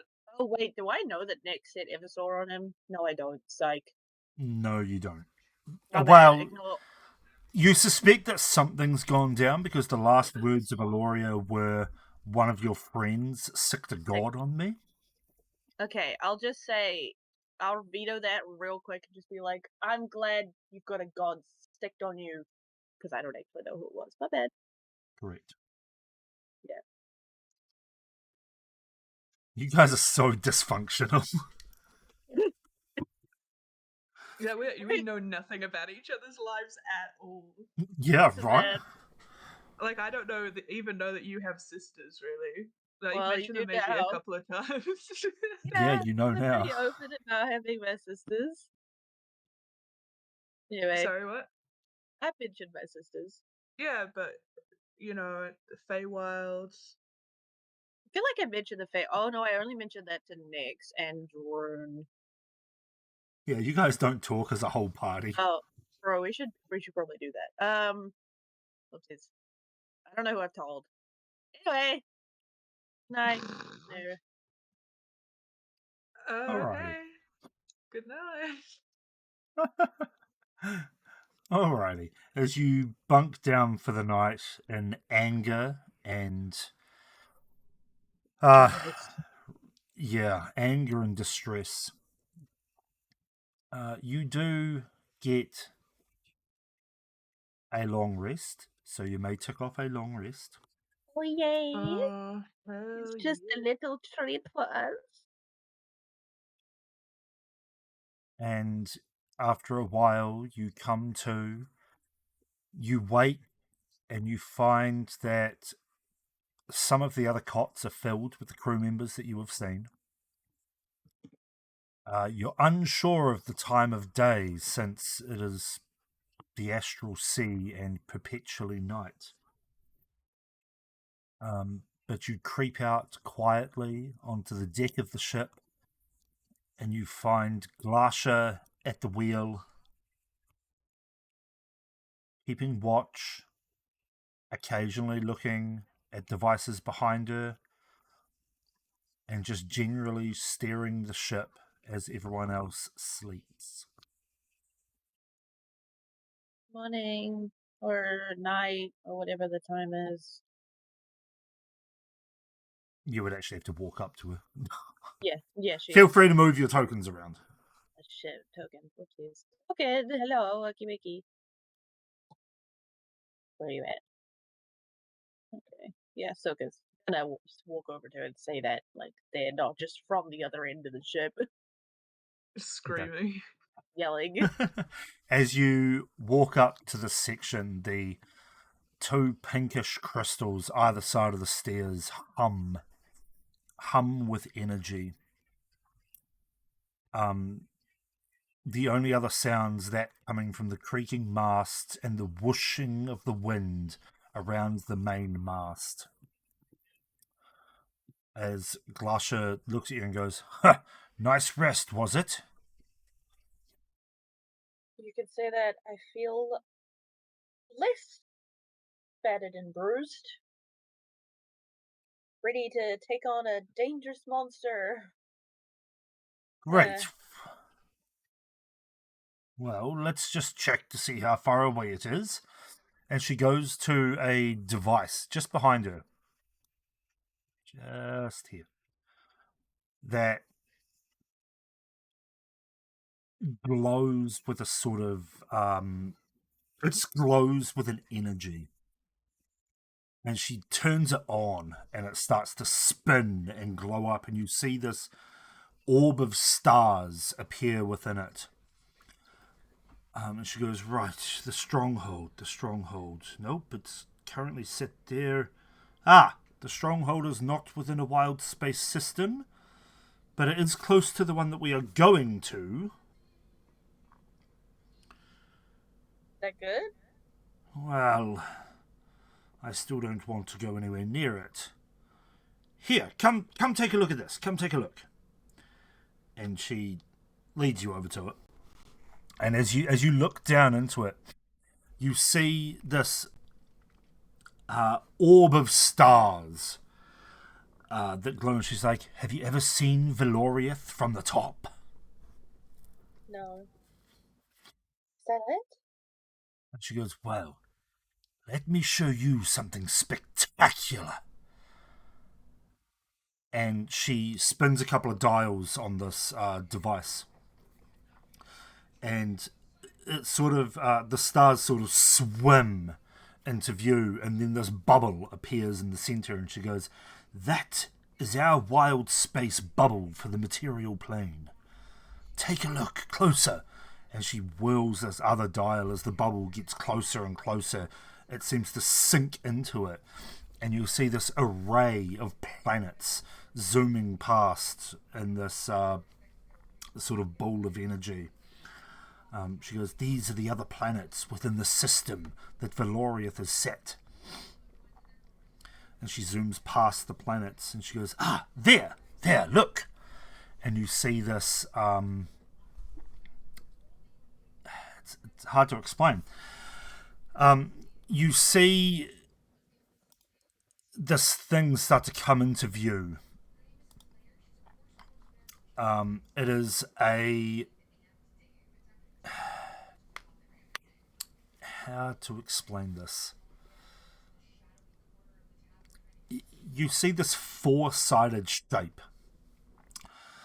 start to come into view, and she goes, "Here, Valoriath, within the wild space that we're heading towards, you expect to see a planet, like a sphere, but instead you see a flat square. Valoria Flat Oh Earth. my Oh god. my Oh, fucking no. god. You see a flat square with water and land. You see 4 enormous structures on each corner of the square. She goes, "This is Valoriath, a mystical. I wouldn't call it a planet, but it is the material plane on which most of the inhabitants reside." Why are you making it flat? How does gravity work? How does anything there a work s- if it's flat? Is Draco, there a sky explain. dome? Explain. Circling around this square, you can see 4 entities. 4 spherical type entities. One you know as the sun, and you can see 3 on the underneath as she spins it around slightly. You can see 3 other entities on the underneath. One, a silver moon. You can see a silver moon, a red moon, and the green emerald moon. She goes, "Right, this device is not 100% accurate, but you get the general picture." It looks so strange from out here. Anyway, and she flicks off this device and the magical energy just sort of dies down and the hum subsides. She goes, "Right, now, to wild space." And she spins the wheel slightly and you feel the ship sort of lurch to the side. And as it straightens out, you hear another voice coming from the top of the mast. This one goes, "Land ho, dude! I see something up ahead." And Glasha looks up and just goes, "I'm sorry, what?" And a voice from within the whirling winds that seem to have coalesced now into a solidified body. You look up and you see an air elemental circling the main mast. It just goes, "I see some land up ahead, man. Some asteroids seem to be up there with a broken ship. Perhaps we should check it out, dude." And Glasha Maybe goes, we should. "Well, if someone is stranded, we should always help them out." I agree. Alright. That could have been us easily, Silk. She goes, I'm "Right, let's just land then." not opposed to helping others. I'm just afraid still. And she spins the ship around towards these asteroids, which don't take very long to get to, maybe 10-15 minutes in this deep space. Granted, 10-15 minutes of travel on this ship can take you like 20 miles, so they are a fair Damn. distance off. And she slowly sets the ship down and she walks over to this edge, looks over the side, and let me move you to yet another map. Oh my god, more maps. Yeah, Maps I went galore. all out for this one. I need to do the same for your normal campaign, but it's hard. Oh no. Hang on. I'm hoping I can copy her token because I need her token. Here. Oh, come on, load, you bitch. No. I can copy her token. Fuck yeah. Let me move you guys over.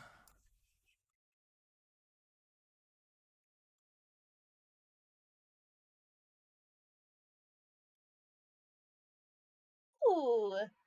Hey, that's just a snippet we saw, I think. Yes, it was. It was here. I recognize the brain rock. It was, I yes. played, I played As way too much Baldur's Gate, man. she sets the ship down, and you see upon the floating asteroids, you can see 4 Githyanki Oh. Oh no. hanging out. And Glasha goes, "Ahoy down there! Can we assist you? What seems to be the trouble?" And this Githyanki at the front steps forward and goes, hello there. We seem to have come into a bit of trouble. Our spelljammer has jammed up, and it's not going anywhere. Care to lend us a hand? And Glasha goes, "Yes, just let me wake up the rest of the crew." I would like to roll an insight check on them to make sure that it's not a trap. Roll an New insight check. place. Silk is suspicious of everyone except for the people who The fifth. The fifth. Oh no, The my fifth. fifth is not that good.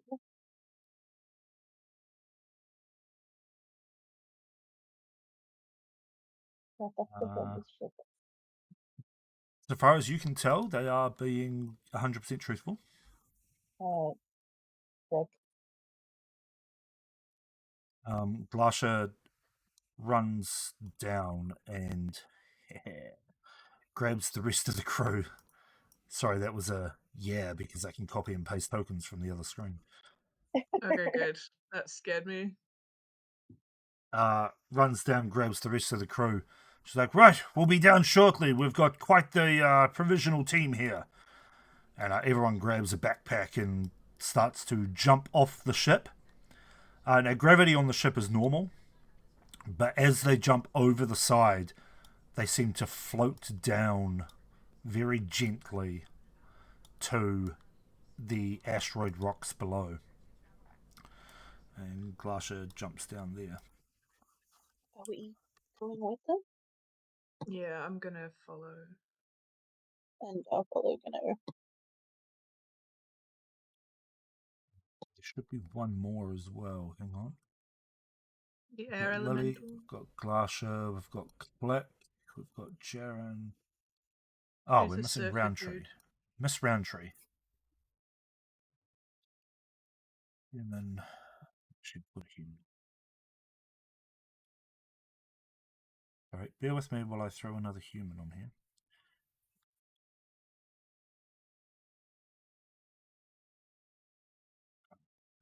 There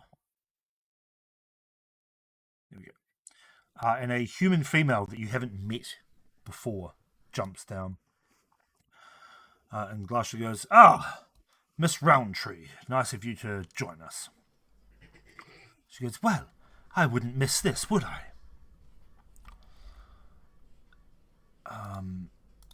Right. And she goes, "Right, lead the way." Githyanki's like, "Well, thank you. And starts to float over this way. They all float this way. And you can see up in the top right-hand corner, I do have a ship here. That is just a placeholder. It is a spelljammer, not an actual ship. Okay. Sorry, And I'm so just we'll just moving. follow, like, the crew. Sticking close to the people we know currently. Okay.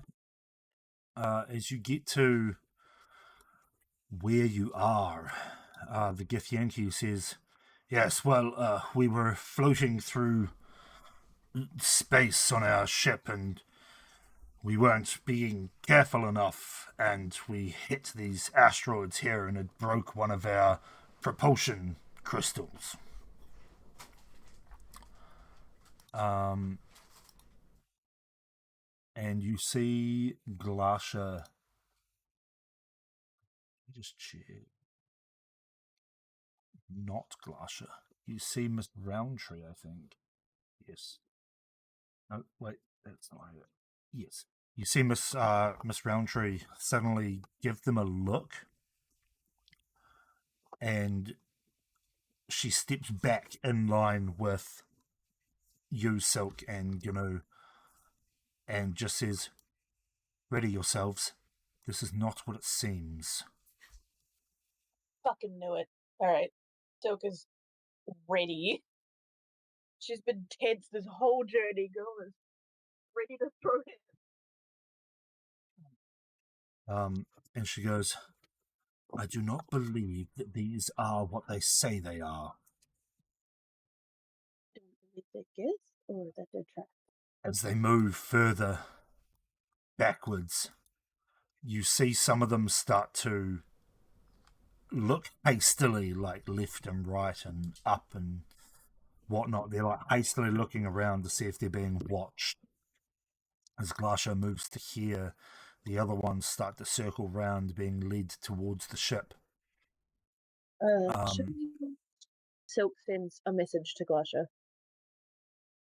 Okay. They're not what they seem. Be careful. You get a message back that just says, "Ah, shit." As she does that for all of the crew members. Okay. You basically just get a fuck back from all of them. And you see Glacia pull out a large battle axe as the Githyanki in front just goes, "Huh. Looks like we've been found out." And I will have you all roll initiative. Oh, goody. Yay. Now, this is going to be an interesting fight, so just, yeah. Fire. Oh, I don't know if fire works. It's fine. I'm going to try it anyway.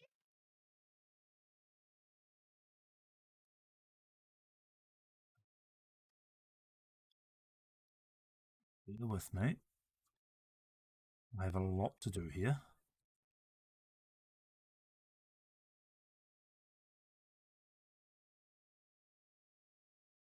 I mean, they are sort of all relatively grouped together. Silk. Yeah, they are.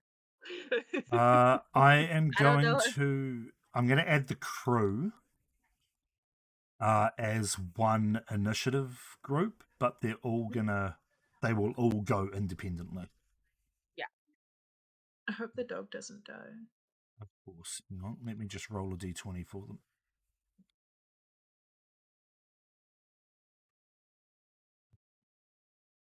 All right, so at the top of the round, weapons. That's not too bad. All right, Silk, you're up. Sick. I'm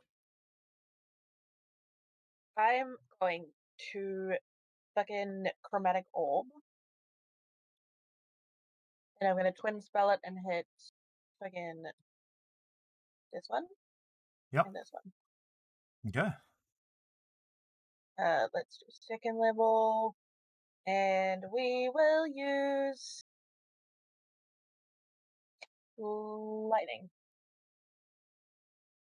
Okay. It would help if I had my things up. Oh hell yeah! I was in that 20. What's the first one? Okay, well the first one will be aimed at this person because it's closer to Glacia. Roll damage for that. Crit damage. Oof. Okay, well one get takes 39 points of lightning damage. Second one. Sorry, was that this one? Yeah. Second one is a 25 to hit. Yeah, that hits. Oh my god. Just one And shot. they take it's not acid, it's lightning, but Okay, which was the second one you were hitting, sorry? that one. And they take 11. Cool. Yeah. All right. You see the first one just takes this ball of lightning, which, as you cast it, you see that rainbow sort of energy extend out from your body and envelop this orb of lightning that you throw at them. It seems to get bigger as it hits them, and the lightning just courses through their body, turning them partially to ash as they drop to the ground. Yes, and that will be her turn.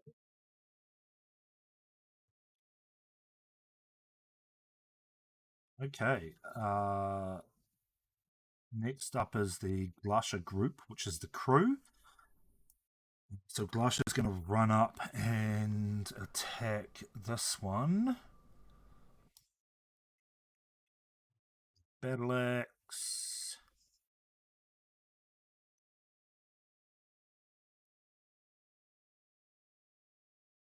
Boop. That is at 18 to hit, which does hit.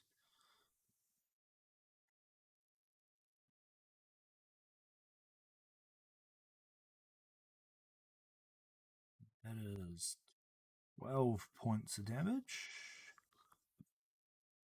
Right. The Inku is going to flap backwards. She doesn't fight. The Jaren is going to. Sorry, this takes me a while. Jaren is going to step over here and fire off a magic missile.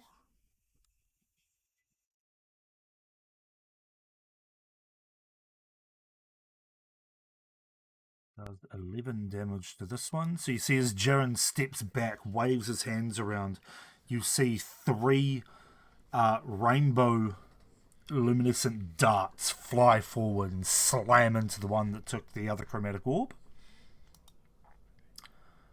You see Lily. You see Brightpaw run and jump over here. And then you see Lily pull out 2 short swords. And with extreme grace, runs and jumps in between these 2, spinning around with her blades and slicing both of them. She's going to roll to hit. 17 on the first one. Dealing not enough to kill it, but 6 damage. And on the other one, sorry, this takes me a while. No, you're And good. just, Silk and Gnu sitting back having a tea party while these guys still had. Just canoeing. That's 10 damage on the other one. Just having a And nice tall cold glass of Gnilk. gross. Jaren walks forward and goes, right. I think it's time to end this. Or rather, not end it, but I think it's time to make this a little easier. And she's going to pull out her mace and just go, by the power of the gods! And she'll glow slightly and she will bless Gnu and Silk, Glasha, and Lily. Hell yeah. You are all blessed. Is there a blessed token thingy? There is. So you are all blessed. You get a plus 1d4 to your attacks and saves. Hell yeah. On this kid. That is going to end their turn. So next up is something else. What?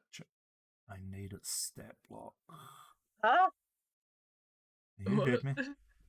What? You heard me. Oh wait, what if it says wormy boy? Oh, that would be useful actually. Yeah, that would be so handy. Please don't be with it. Please don't be. My fucking god, if we're fighting a mind flare, I'm gonna cry. as you see a creature come out from behind this large crystal I over don't like here. It is over this. here, For by the way. fuck's sake. Oh, No. come on. Come And on, man. you all hear this voice of, "Come now. We need their bodies.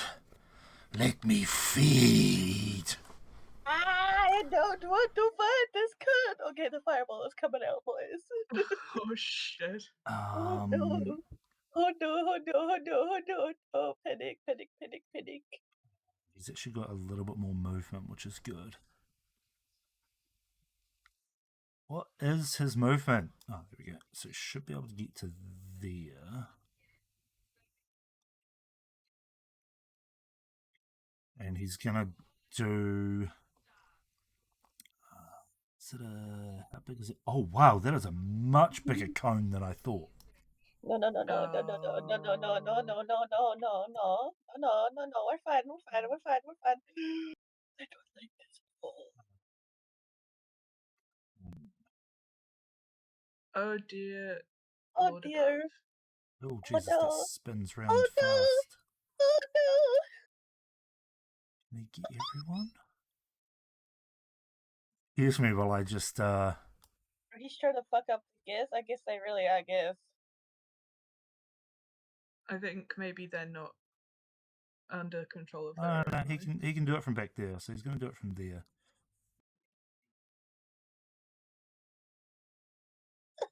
Yeah. Can we?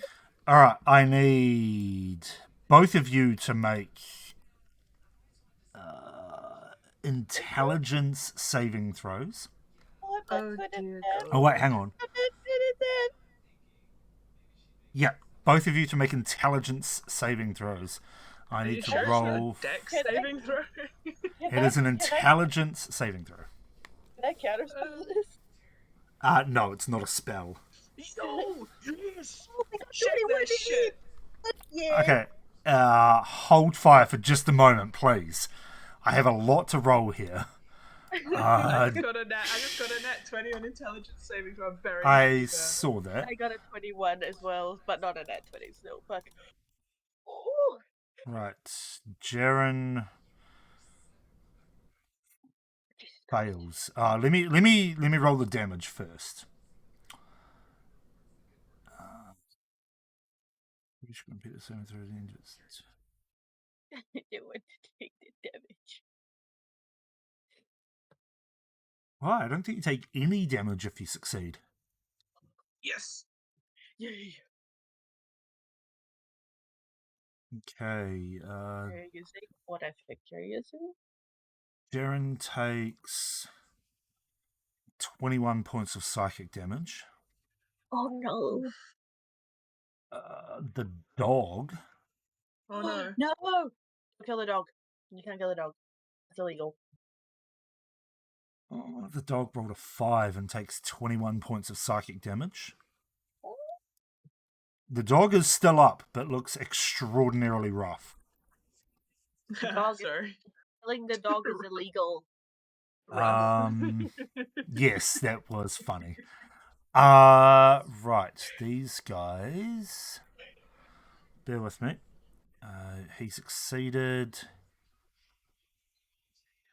That one failed, so that one takes damage. That one's dead. So you see one of the Githyanki just suddenly falls to the ground, screaming, blood pouring out of their ears. Lily, where is yours? Intelligent. Oh, God. Roll well, Lily. Come on, Lily. Succeeds. He's blessed. Oh, thank God. Yeah, I think that is it. Oh, wait, no, she, what's her name took it as well? Miss Roundtree took it as well, so she gets a roll. Oof. He takes 21 points of psychic damage as well. No. They are also anyone that failed, which is not you two, is also stunned for 1 minute. Oh no. So let me just put a stun on these. Stun. Where are you? There. Perfect. All right, that's going to end the Flayer's turn. Gnu, you're up. You've just seen this Mind Flayer it. come out from behind the crystals and send a concussive blast of psychic energy throughout most of the battlefield. I did Fuck see that. that. Fuck that tentacle freak up. Okay. I'm gonna jump to. Wait, how far can I go again? It was 30, 35 or 36. Yeah, it's like 36 feet, so round down to 35. Okay. Okay, so I can like go here. Yep. And I'm gonna cast Hunter's Mark Good choice. on the Mind Flayer boy. Another good choice. Tick off my spell slot. We want to get. I'm gonna. Oh, wait, no, I don't want to get close to him. Yeah, we're gonna. We're gonna use the short bow. And I also wait. Are they Well, I guess I wouldn't know that if they're immune to poison or not. I'm gonna caress it with my hands, which doesn't take up an action. How are you Correct. caressing it if you're from a distance? No, She's not the caressing the Mind arrow. Flayer. You Oh. freak. I was like, what the fuck are you up to? Why are you caressing a Mind Flayer? So She's just stroking his tentacles lovingly. The reveal. This is my boyfriend. Keep your fucking kings out of here. No, I'm caressing my arrows, lovingly, and I am going to roll to hit. Please, for the love of God, 19. Does it that hit? A 19 hits. Oh, fuck yeah! Imagine if they'd said it doesn't hit. I was genuinely going to be quite upset about it. Okay, and then I roll a d4. Wait, for Hunter's Mark. For Hunter's Mark. I think it's an extra d6, isn't it? Oh wait, that's cool. No, not wait. Let me double check. Oh God, come on. It's so slow to load sometimes. Sorry, I can't just check myself. You could. It's an extra d6. Okay. And then poison damage as well. Yep. So roll that. Is that another d6? Oh God, I don't know. Sorry, I have no idea. I'm not even. You should know how your character works. Features and traits. It's a racial thing. Poisonous skin. No, I make a Constitution saving throw. Oh no, wait. No, you applied the poison to a piercing weapon as part of an attack weapon through your hit with poison. Yeah, DC 12 Constitution saving throw or take 2d4 damage. So I need to make a con save. Fuck off. There we go. Con save. That is a 16. Damn. Okay, so yeah. Yeah, so no poison damage. Okay. My next attack. Oh, Jesus. Yep. The exact same thing. Go for it. Oh, hell yeah. That fucking hits you right in the nuts. Yeah, it does. That is a nat 20. So roll your damage as normal. Yeah. So that's 7 plus 6, which is 13. And then plus the Hunter's Mark, which is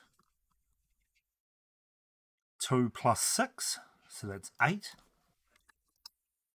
And then you make your con save. I will give you a con save. That is a 9. You fail. It did fail. You're right. So you take what? However, Are they immune? no, but they're I going to would use a not know. legendary resistance to automatically succeed. Sure. I mean, I still did hefty damage. You did a lot of damage. So well done. Yay!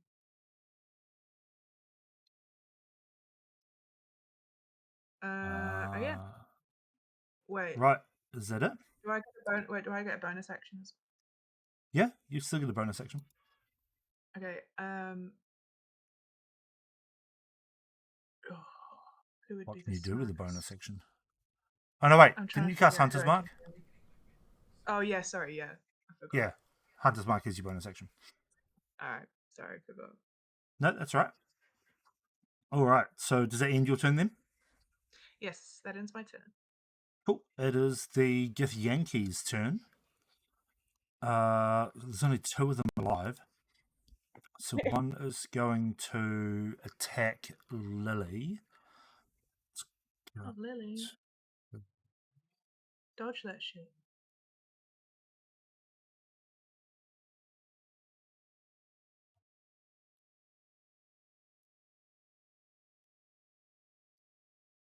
It's just going to try and attack her.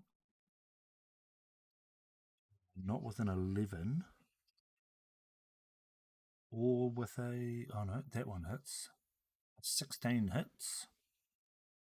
Against Lily. So it takes...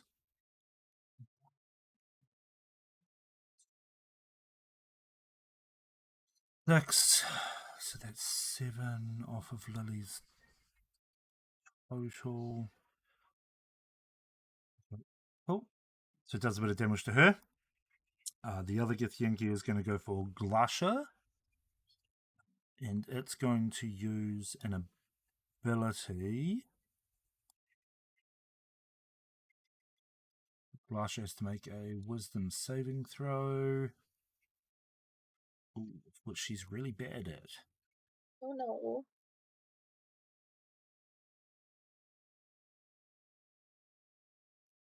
And that's a failure. Take 14 points of psychic damage. Alrighty, that's going to end their turn, bringing us to the top of the round.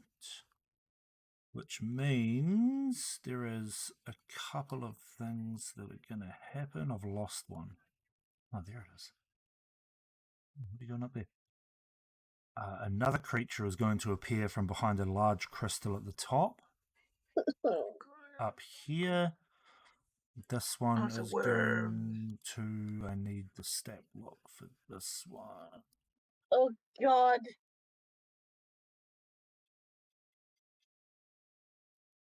If you want to know what this one looks like, I will explain it in a minute. But this No, one I'm is going to scared. move over here.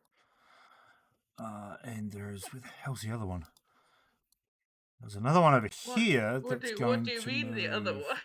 It's going to move to here.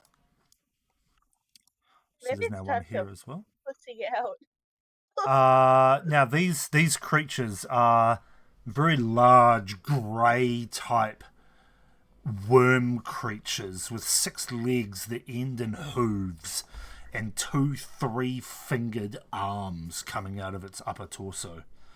I will Just send what that to the Roaches. game log. This is what the bro described. Oh, he's wearing little Ooh. clothes. Why does it look like that? Anyway, they are going to attack. Going to attack Jaren. One's going to attack Jaren. Actually, no. It's going to attack Click. No, the kangaroo. So these are what we would describe to kill, or told to kill, right? Yes, correct. That is a Good. nat 20 against Click. Oh no, clicky boy. So that is... I that's all right. That's all right. It's only 12 points of damage. 1 bite, 2 claws. And that's an 8, which misses. And that's a 7 that misses. Cool. That's fine. The other one is going to attack Lily. That's a nat 1, so that misses. That is a 19, which will hit. No. So she takes 6 points of damage. And that's another nat 1. So that will miss. Jiren is up. Jiren? Lily. Sorry. Lily is up, but she's looking very beat. Oh shit. That's Yeah, going to I was end. gonna heal her. That's going to end their turn. So Silk, you're up. You know what we're doing. Do the thing. Do it. You know what we're doing. Do it then. Where's it? Come here. Wait, get those 3 in as well. Not I- Lily. I can't hit the things. I can only hit the mind player. I can't hit the silk things. It's where I am currently. We're gonna center it on that bitch. Well, not center it, but it's there.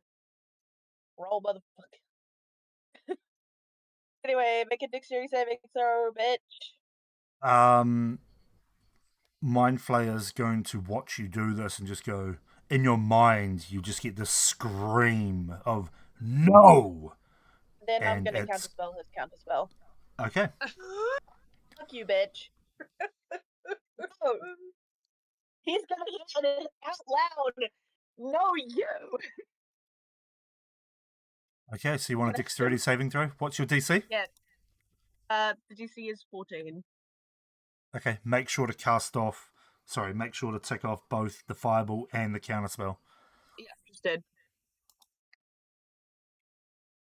Oh, he rolled an 8, so he's going to use a legendary resistance to automatically succeed.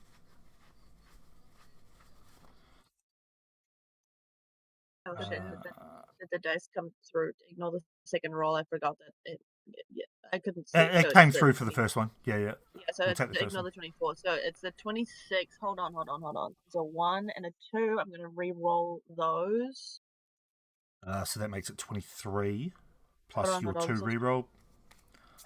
Re-roll once. When you roll, spend up to 1 sorcery point to re-roll 3. So I'll just re-roll 3 of the d6s, the 2 2s, and the 1. So that's 5, 3. so it's 21 plus. When it comes through. It's getting there. Come on. Plus 13. Damn. 21 plus 13 is 13 is 34. Yeah, I think so. Okay. So automatically succeeded with legendary resistance. So that is Hold on, I'm doing the math. tougher What 34, was it? 17. It was 34. Bitch. Yeah. Yep. So that's 17. Cool. Don't forget to delete your fireball. As you release this bead of energy, it explodes as normal. But again, there is like a rainbow. Like a rainbow aurora that spreads through it as well. And Silkstar is, glowing as it usually does. Absolutely. Are you going to move or bonus action? Bonus action. I don't think I have any. Let's check this thing real fucking quick. Actions, bonus actions. I can't do shit. So, where am I? Fuck. Map. You know what? I'm pretty solidly okay here. I might just move there, and then that's me. Oh, actually, wait. Yeah, that's me. Okay. I think. Yep. Okay, at the end of your turn, the Mind Flayer is going to use a legendary action. And it is going to Misty Step. no. I need to double check how far Misty Step can go. It's 30 feet. Is it? Yep, Is it not just to a point you can see? it's 30 feet. To a point you can see. I have Misty Step as a spell. Misty Okay. Step is a bonus action. Teleportation. Yeah, You teleport 30 up to feet. 30 feet Okay. to an unoccupied seat. Okay, that's fine. Where is 30 feet?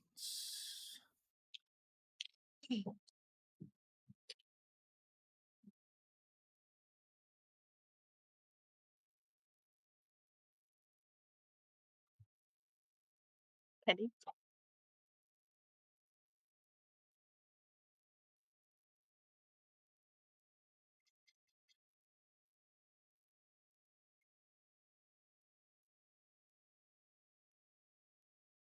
Yeah, that'll do.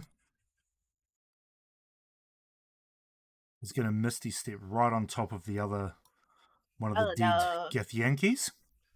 Go away, bro. Get out of here. Right, it's Glasha's group that's up. So apologies for this. Glasha is going to attack and miss. That's fine, that's easy. Lily girls, make is it up. going to attack the Githyanki. And fucking miss as well.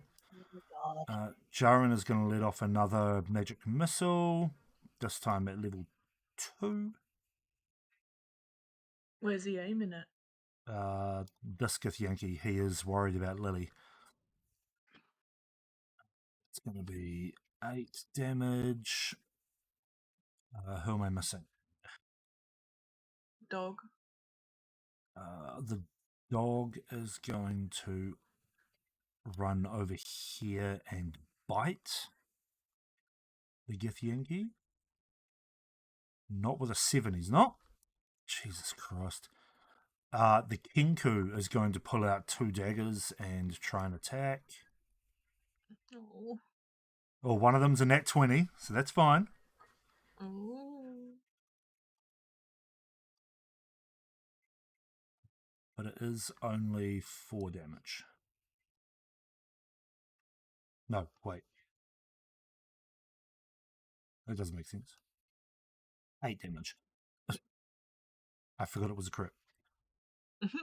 That, I believe, is 1, 2, 3, What about 4, 5. Yeah, her. I always forget about her. She is going to... fuck shit up, please? Yeah, she's going to fly over to here. She's going to smack the big worm guy.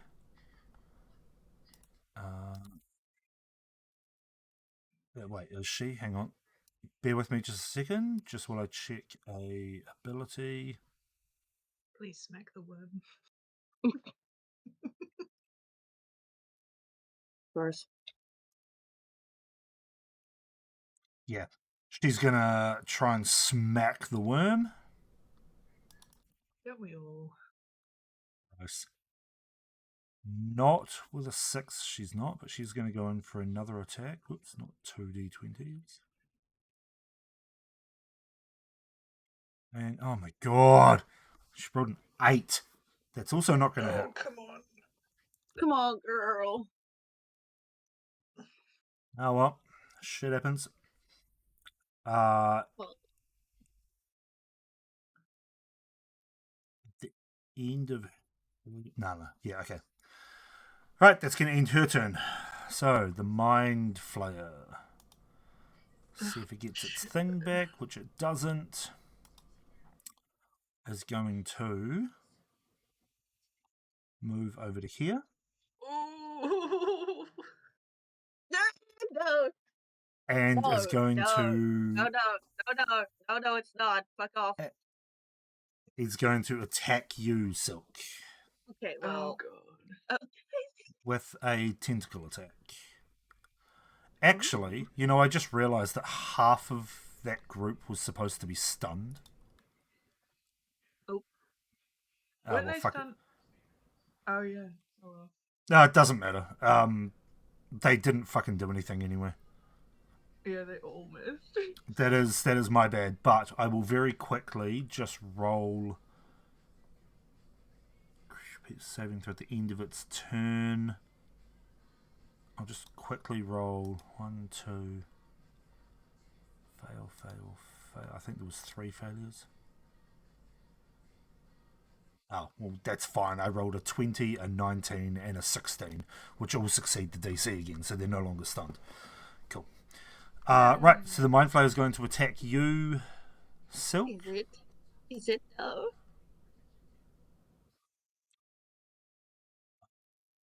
Yes, it is going No, to. it's not. No, it's not. It's gonna miss. That is an 18 to hit. Hang on. 14, 15, 16, 17, 18, 19. Shield. I really want to be a dick and counterspell that, but I'll leave it. Fucking wait, bitch. Don't do it. Don't do it. I'll cry.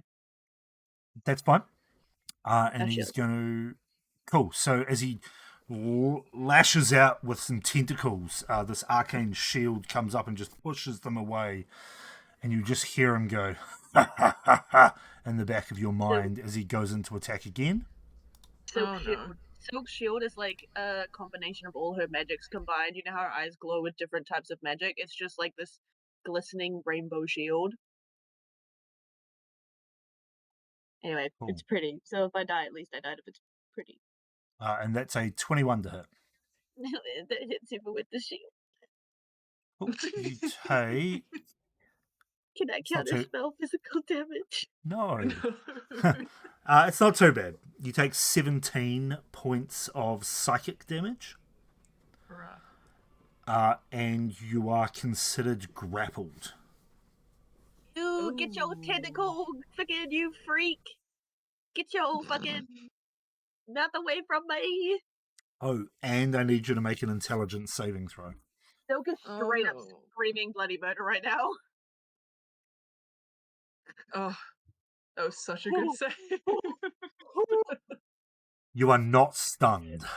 I am panicking so fucking bad. I'm gonna fucking. Okay. Alright, well, that's going to end the Mind Flayer's turn. You know, you're up. Not Oh, you, yeah, I'm it's not my turning turn. you. I'm calling the Mind Flayer bitch, not you.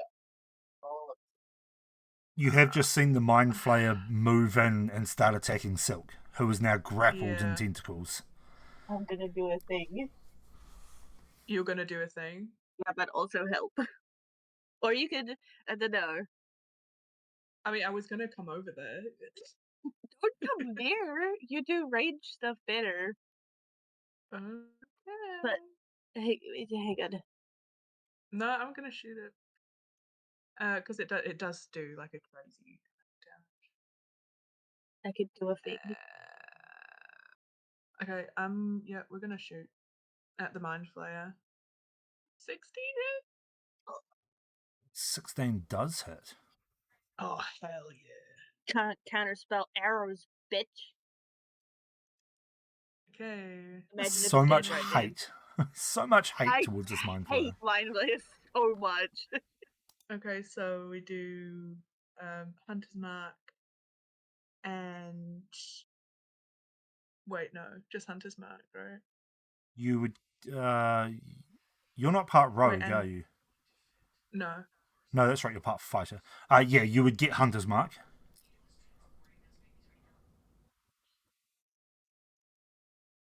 Okay, and you have to roll cons.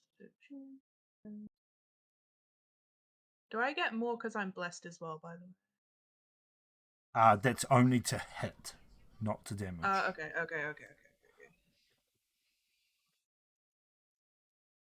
Oh, no.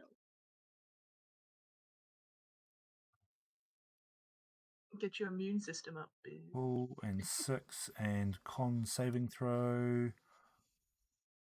That is a 19. Yeah, whatever. Oh, and your second Okay. attack? Yeah, we're gonna go again. Oh, fuck my ass. Not right now. 11 is gonna miss. As Even with Silk bless? starts. Roll your d4.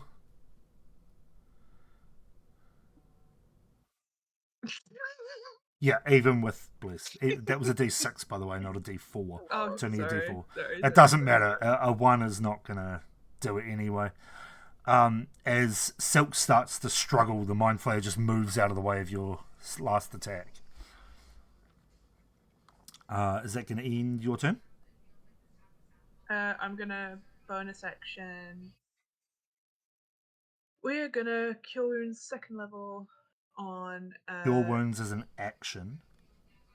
Oh, wait, is it? It not is. A... You can use Healing Word though as a bonus action. Oh, that's.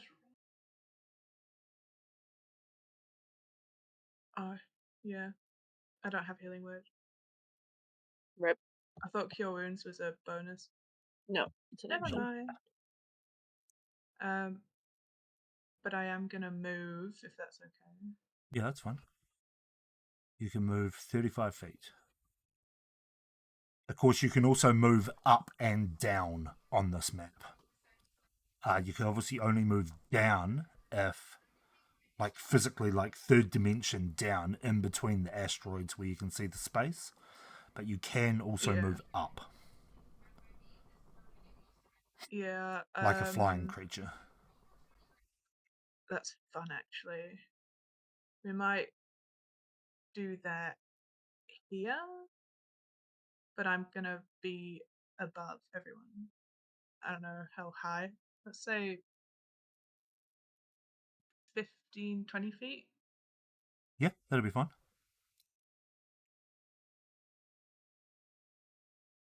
We change your elevation to 20. I'll now know that you are 20 feet up. All right, at the end of your turn, the Mind Flayer is going to use a legendary action. One that it can only use on grappled creatures. Silk, I need you to make a intelligence saving throw, please. No. Do another d20.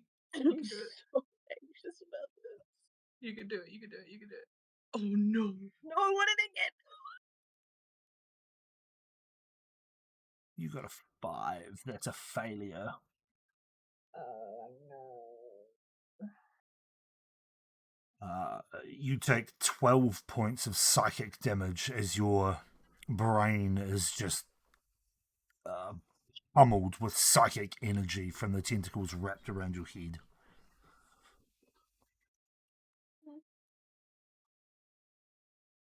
And now it is the Githyanki's turn.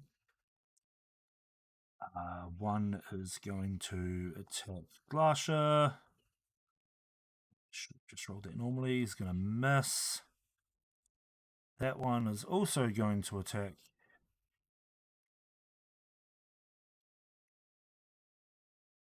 He's going to force Lily to do a wisdom saving throw.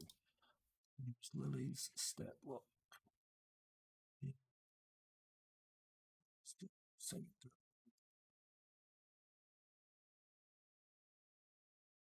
That's a failure. Takes a fuck ton of damage. Lily is down. No. Since Lily is down, her dog starts to flicker and vanishes. Very poor.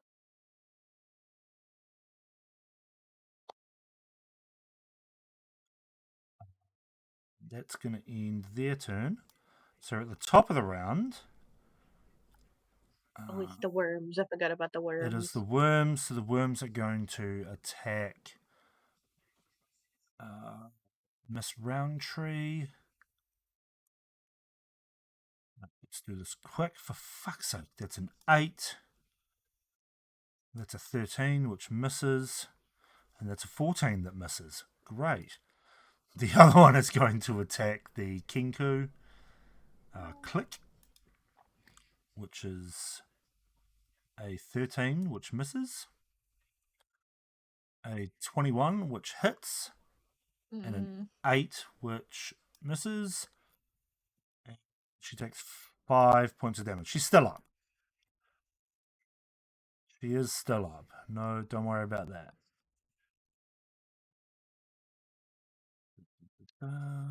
Right. That's going to end their turn. So, Silk. It is your turn. You are currently grappled. How are the worms looking and the rest of the crew? The crew is looking pretty beat up. The worms are looking pretty healthy.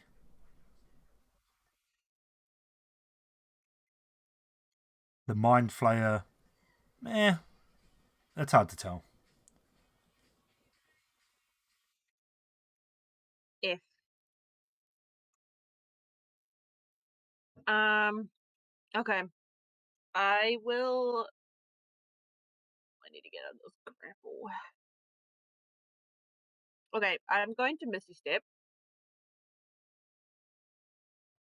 Yeah, I can do it too, bitch.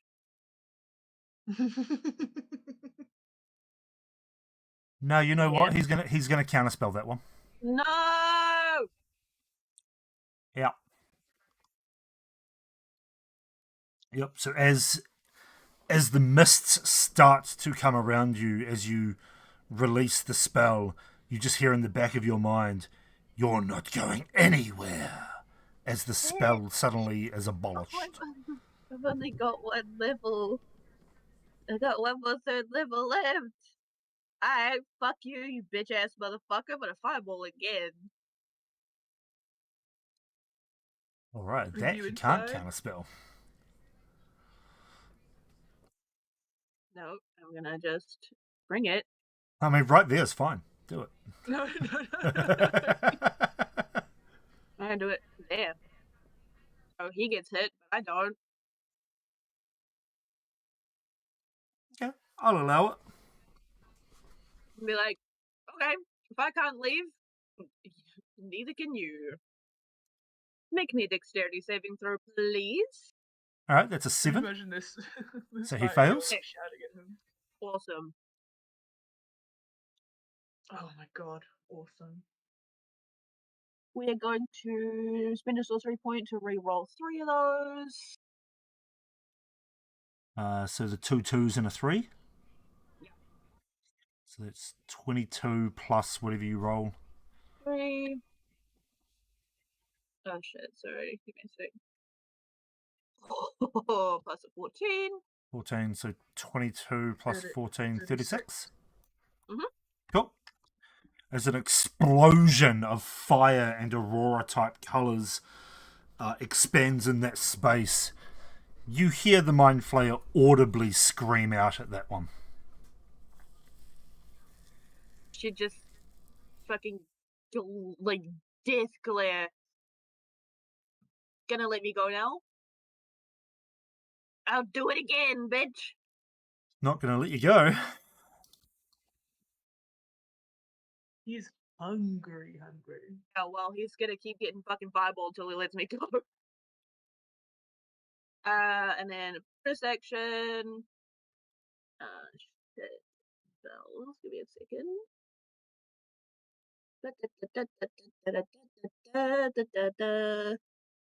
Oh, I forgot to add another 3 because of the draconic stuff. So he takes, what was it, 36 to 78? He takes 39 damage, not 36 damage. I forgot about elemental affinity.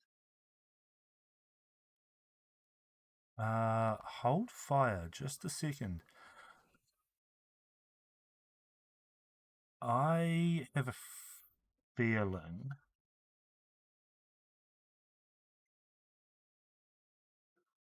that you actually can't have cast Fireball just then. Why? Because you cast a leveled spell as your bonus action. Oh. Shit, I did. Fuck. Okay, never mind. Well, at least I just had that thought. That's just a hallucination that Silk had with the failed intelligence throw. Yeah, so in actual fact, yeah, the Fireball you can't have cast just then. Okay, but I still can. Actually, it's fine. So you can take get back. those sorcery points back and the spell slot back. Yeah. Bonus action spell, so I can cast. I'm gonna give him fleas. Because Infestation. I'm gonna give him Beige his fleas. fleas. Okay. He needs to make a Constitution saving throw. Which he failed. Okay, he's gonna take. He takes 6 poison damage. Ooh. Sorry, I was looking up the rules as we were doing the fireball thing because I was like, wait, I'm sure that's not right. No, So you're right. apologies for missing that. No, you're okay. I also should have done it. This is not my first rodeo. Yeah. All good. I was too excited to burn the mind flare to a crisp. That's fair. That's fair. All right. Does that end your turn?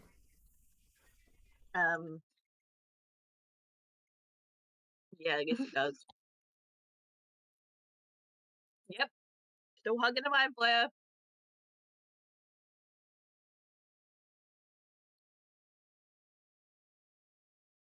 Hello. Okay. Okay. I can't do anything. Glasses group.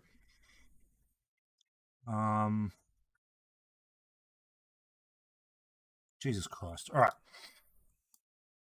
Lasha's going to attack the Githyanki in front of her. Fucking hell. I wish these guys would roll better. She got an 11, so she missed. She still had bliss. Oh, yes, she does. Yeah, she hit. Thank you for that. Yay. You're welcome. So that is...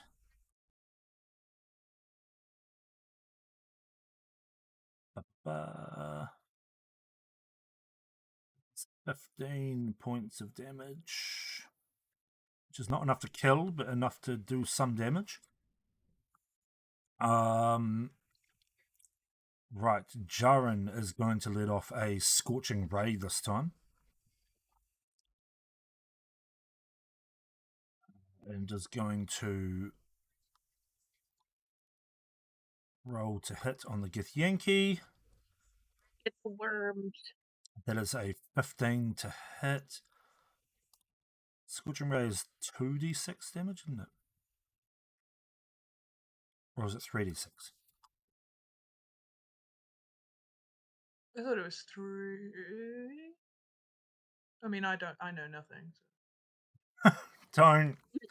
Don't say that. You know lots of things. You know nothing. Snore. I know not to put a bomb in a portable hole now. Now. It's 2d6. 2d6. It's a little late for that knowledge. That is 7 damage on that one. The other one is going to go for them as well. So it's a 15. So it's 2d6. That is enough. This Githyanki suddenly dies, getting a Scorching Ray to the face. And the third one is going to go for the worm at the top, which misses as he spins round and it just goes wide. The Kinku is going to attack with daggers. 16, which hits.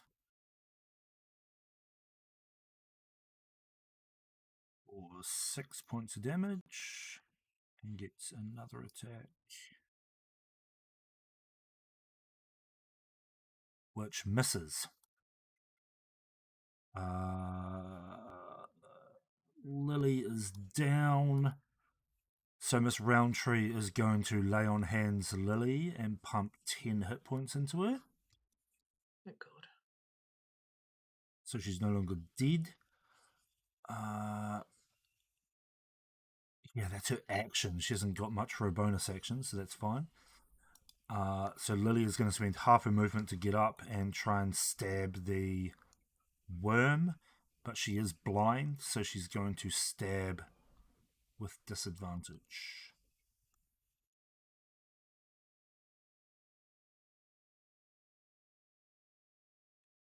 Oh, poor disadvantage. It was a nat 20 and a 3. Oh. So she misses, but she'll go in for another attack.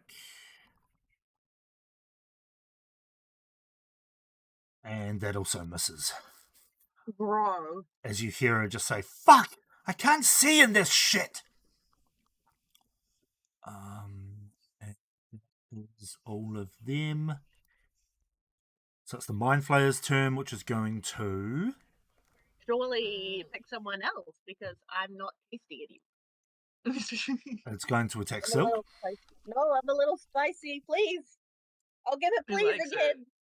He likes the spicy. I don't want to. No, ew.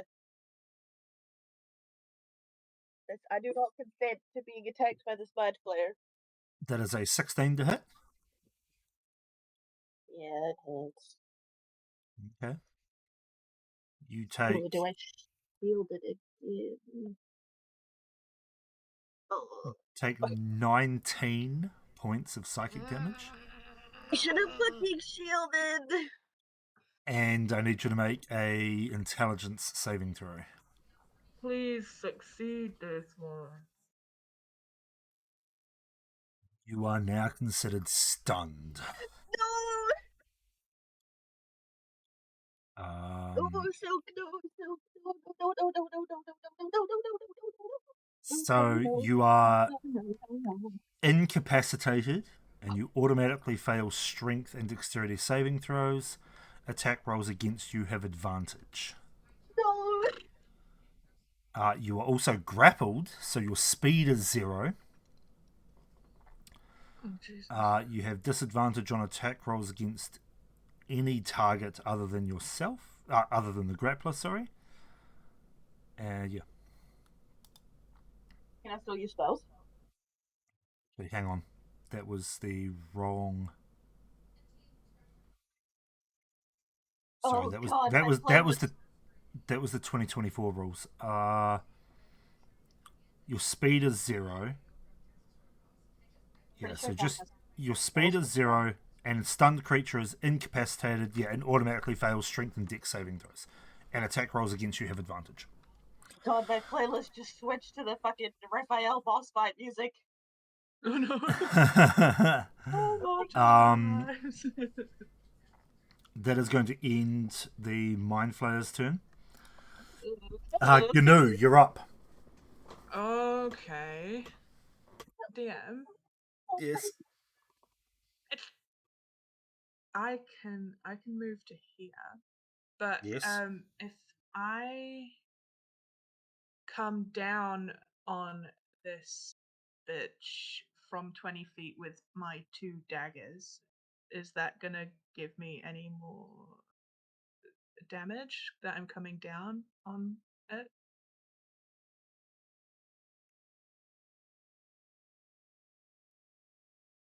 Normally, no.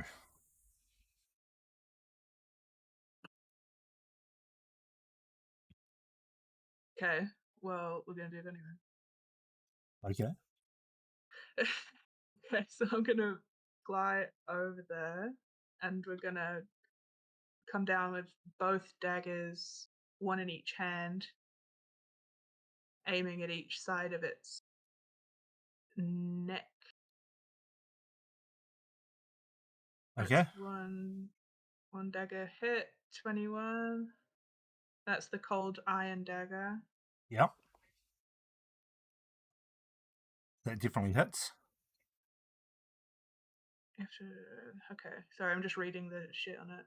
Okay, so obsidian dagger to hit.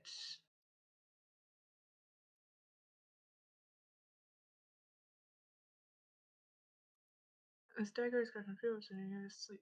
It's incredibly That sharp also and light, hits. making it a formidable weapon. You have a +1 bonus to attack, and damage rolls are made with this magic weapon.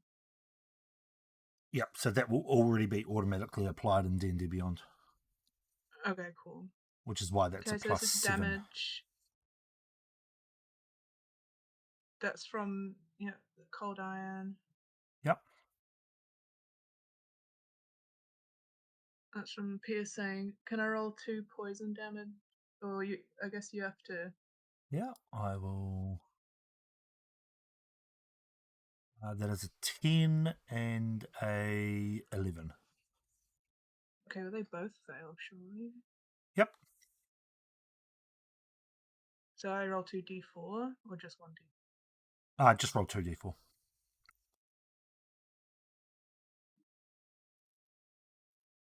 on, dude. Rough. Still takes 2 damage though. You're still blessed. I'm still blessed. Perfect. Bless doesn't work for damage, Yeah. only for attack rolls. But my attack rolls were mean. So. Yeah, your attack rolls were great. All right. Does that end your turn?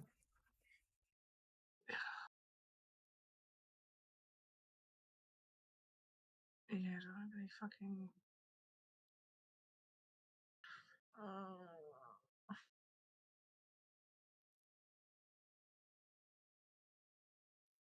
Yeah, I can't. Yeah, that's it, I guess. I can't do anything else. Okay.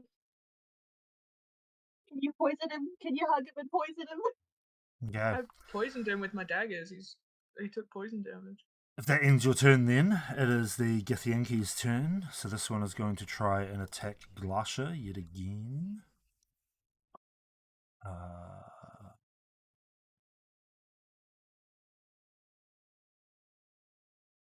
And it's going to miss twice. Cool. All right, well, that's going to end its turn. So it's now the Snaky Boy's turn. So this one at the top is going to attack the Kinku. Click. It's a 15, which will hit. 3 damage, and then that will also hit, taking the Kinku down. And then it's going to move over to here and attack Jaren with a claw. That is a 20 to hit. For 4 damage. Oh. Oh my god. No, he's not down. Sorry, that was a mistake. Oh, Jesus Christ. Sorry, my bad. That's going to end their turn. Silk, you are currently stunned. Can I do anything? I believe you get another saving throw at the end of your turn. Yeah. Can I do anything else? No, because you're completely incapacitated. Which means you literally can't do a thing, and then at the end of your turn you get to do another saving throw. Okay. I'll make that another intelligence saving throw. Yes, please. Oh, come on. With bless as well. It's But it's an not. 18. It's not going to matter. You succeed on the stun, so you're no longer stunned. Okay. Yep, that's all I can do. No bonus. You get no bonus action? Can I? No, she gets nothing at all. No, but I'm not stunned anymore, so. So the mind flayer can't extract your brain. Thank fuck for that. All right. Yep. So that brings you to the end of your turn. So it's Glasha's group. So Glasha is going to attack. Fucking hit it this time. Oh, critical hit from Glasha to the Githyanki.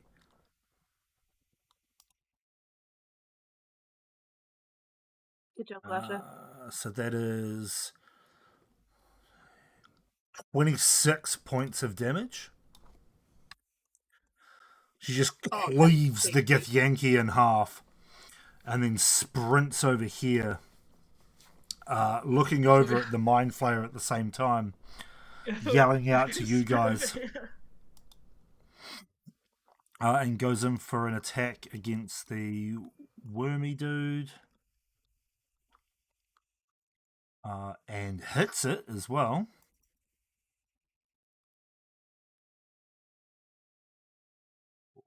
14 points of damage. Or Lily is going to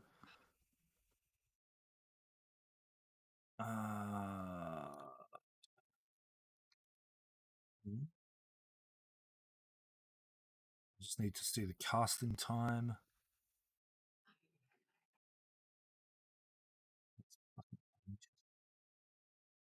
One hour. She is blind. She's gonna try and attack the wormy dude. Disadvantage.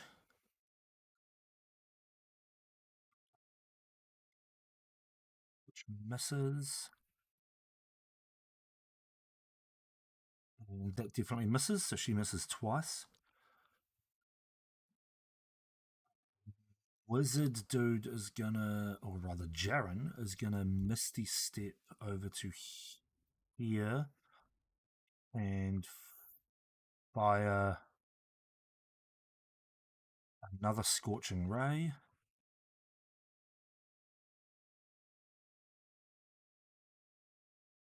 So only one of them hits. It's unfortunate for him. Dealing 8 points of damage. And our paladin lady is going to turn, look at you, Silk, and cast Healing Word. Oh, thank you.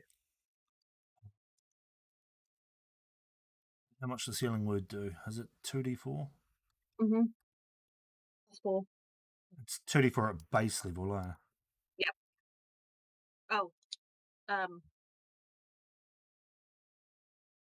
no, it's should say on 1d4. her- Fuck? No, she doesn't have a fucking... No, that's the 2024 version. Fuck's sake. Piss off. Oh, no, it is 1d4. What the hell? I thought it was 2d4 plus 4.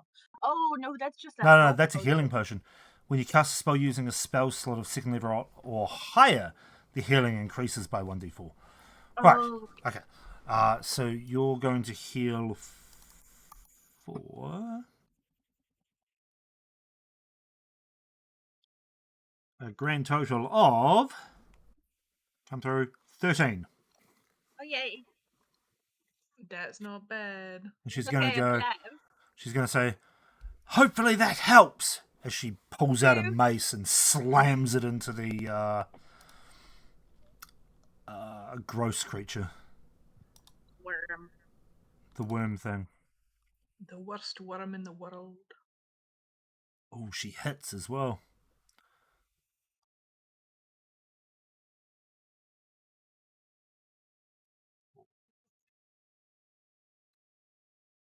Damage. Cool. Alright, that's going to end her turn. It's now the Mind Flayer's turn. Turn to me, do me damage.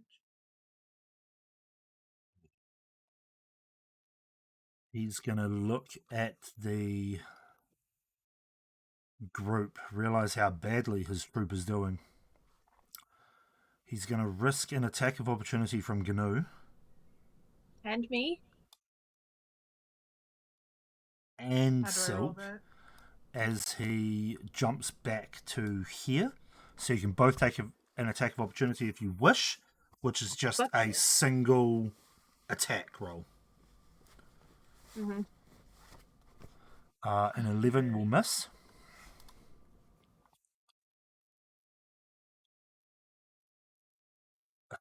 Fuck, that was close. A 26 will definitely hit. Nice.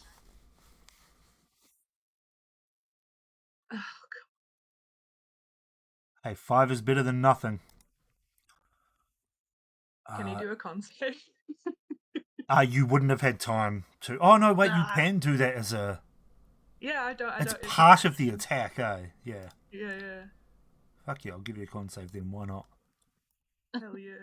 Lovingly rubs your hands. all That's an over your 11. nose. So roll your 1d4. Yep, roll your 1d4 Come on. poison. Let's hope he has 4 damage.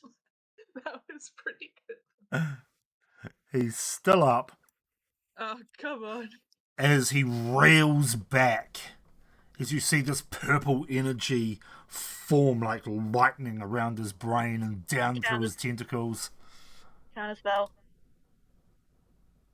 You can't, it's not a spell. Fuck! I need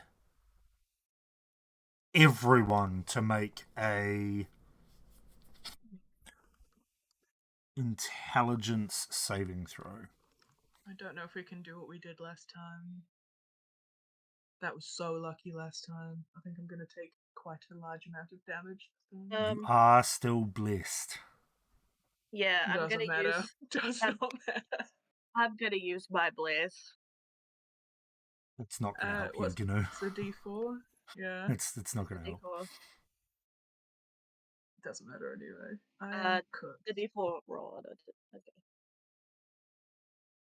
So that gives me 17 total. You succeed. Gnu, you fail. Gnu. Glasha fails.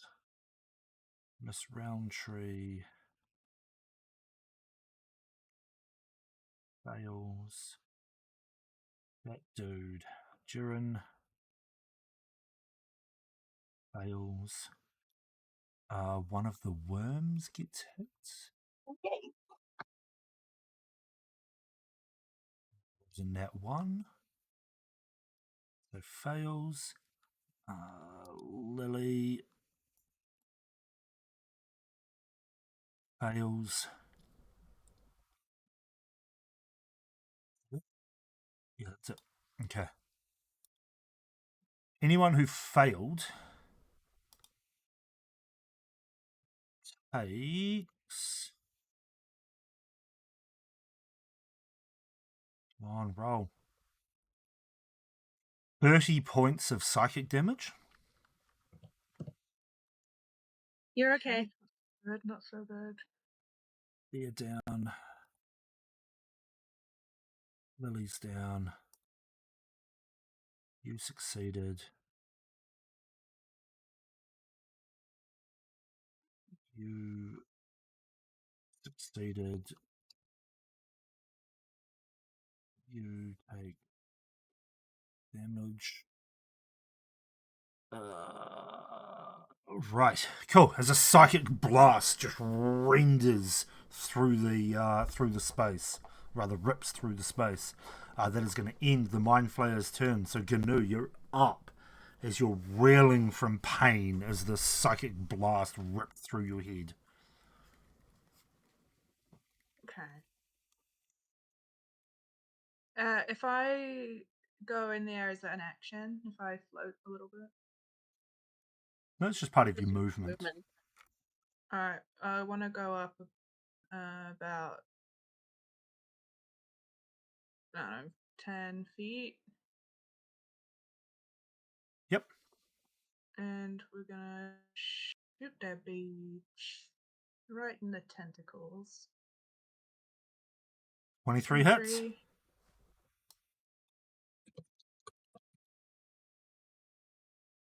Okay, and then Hunter's Mark is a D6. Mm-hmm. And make your con save.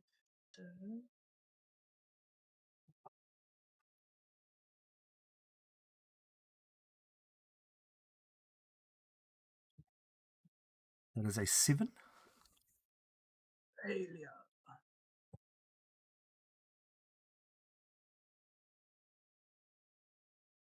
He's like pumped full of poison at this point. Yeah. As you fire off your arrow, it slams into his chest, pinning one of the tentacles to him, and you see him sort of reel from the poison. Explain your kill to us. Oh, thank fuck. Okay, so she leaps 10 feet in the air, and just as she loads as she knocks her arrow into her bow, you can see the tip of it graze against her skin. No, she's knowing that it's very delicately poisoning it, and aims right at its stupid face. Perfect. And as she looses it, the pressure from her loosing the arrow, pushes her back only slightly as she watches carefully where it lands. Nice. And as it lands and pins his tentacles to his chest, he reels from the poison and falls off this asteroid and just starts to float downwards as the life leaves him. And I will allow you to use that critical hit on any of the other creatures. This You do. worm, please. Yep. You're amazing. The worm that just destroyed the Kenku, I'm mad at. Yep, that's fine. So roll your damage. Okay. Yep. Okay, and oh no, can I move Hunter's Mark, or is that an action? It's a bonus action. Bonus action, so I will allow you to do that before your critical hit goes off. Yay! Thank you. So that is 5 plus 6, which is 11. Plus your Hunter's Mark damage. Roll that. So 11 plus 12, which is 23. Make your con save.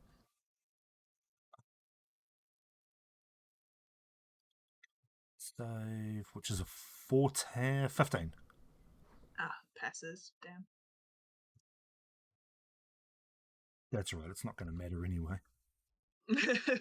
As your arrow just slams through its toothy maw, exiting out the other side, it screams out in pain as it slumps to the ground.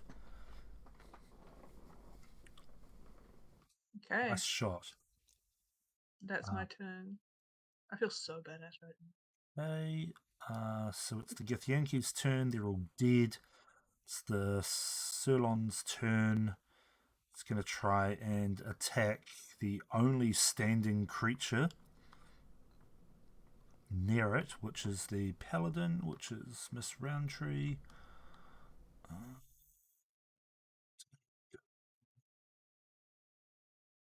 Yeah, fuck it. It's going to make her do a wisdom saving throw.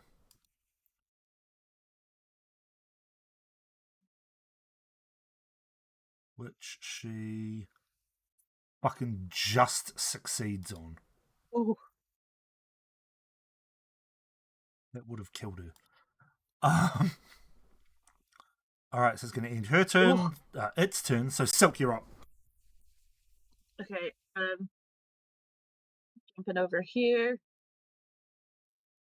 to here. Medicine check on our paladin to try and stabilize her. Paladin's not down. Paladin's the one above you. Sorry.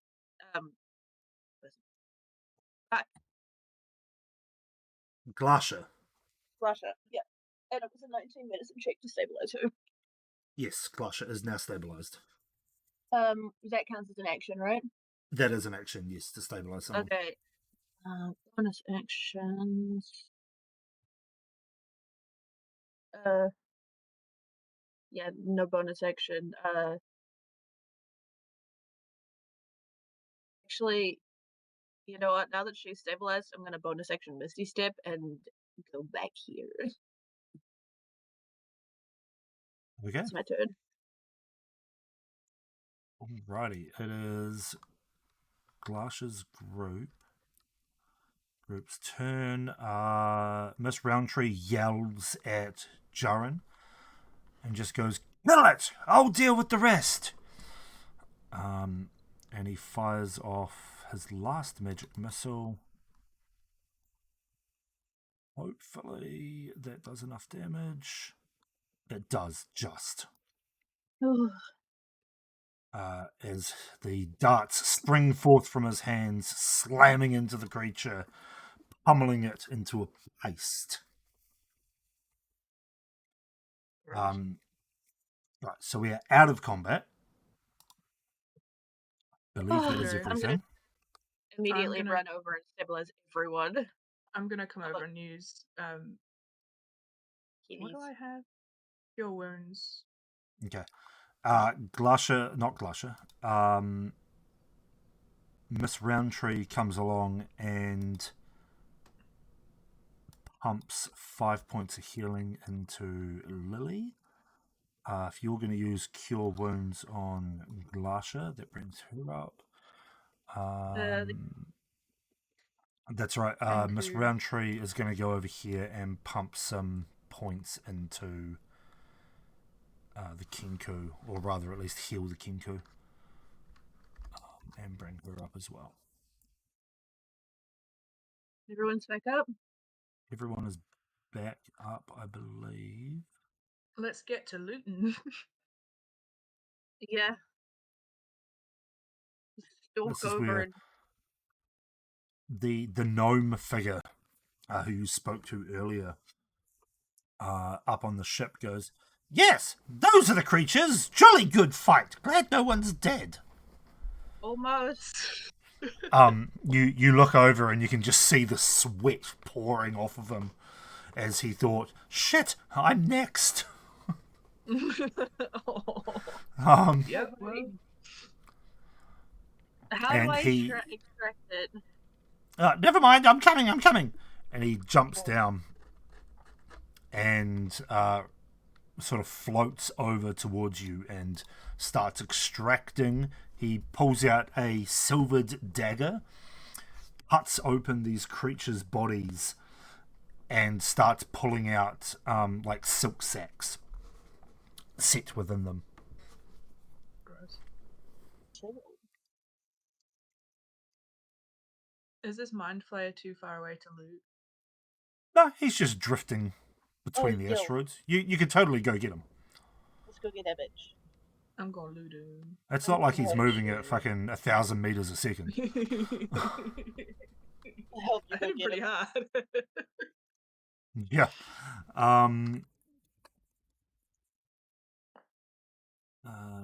Right. So, bringing his body back up to the asteroids and looting him, you find that he's got a breastplate on. A nice set of breastplate. Ooh. Didn't help him much. There is an amulet around, an amulet and a small pouch on his belt. Ooh. Okay. Cool. Can I We do need to figure out what the fuck these things are. There's a Can I wizard do over there.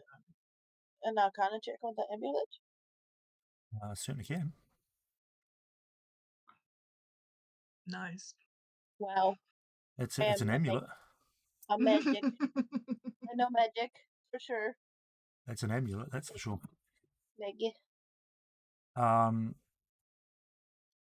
You also are able to get his cloak off of him. Ooh, what the cloak do? You're not sure. Okay. So Oh, I like it. Pretty cloak. we got amulet and cloak. And breastplate. I got it. Yeah, breastplate, amulet, cloak. Sick. Okay. Is that everything? That is everything on him, yeah. Okay, I'm gonna push him back into the void of nothing. You see I'm Gnu gonna- just push him over the edge of the asteroid, jump up on top of his body, then use a froggy jump off of him to push him down yeah. really fast. I was genuinely gonna say that. I was genuinely gonna say I was gonna do that too. You read my mind. I'm gonna fucking cast Gust at it as well, just to make extra stories. And now it accelerates a little bit faster. Bad bitch. And it's gone. Soak's gonna look at Gnu and be like, and just hold up her hand for a little high five. Gnu's gonna like jump up and high five you. Ugh, Nice. I never want to face one of those again. I just want to make a point of going around the crew members, asking if they're okay, they need anything. Yeah, I'll come with you. Most of them are pretty beat up. They'll be fine after a long rest. But Miss Roundtree comes up to you and goes, "That was a mighty fight. Well done, you two. Well done."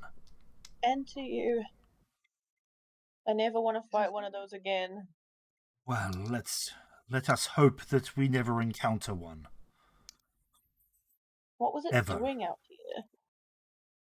I suspect that it was hunting along with the Surlons here.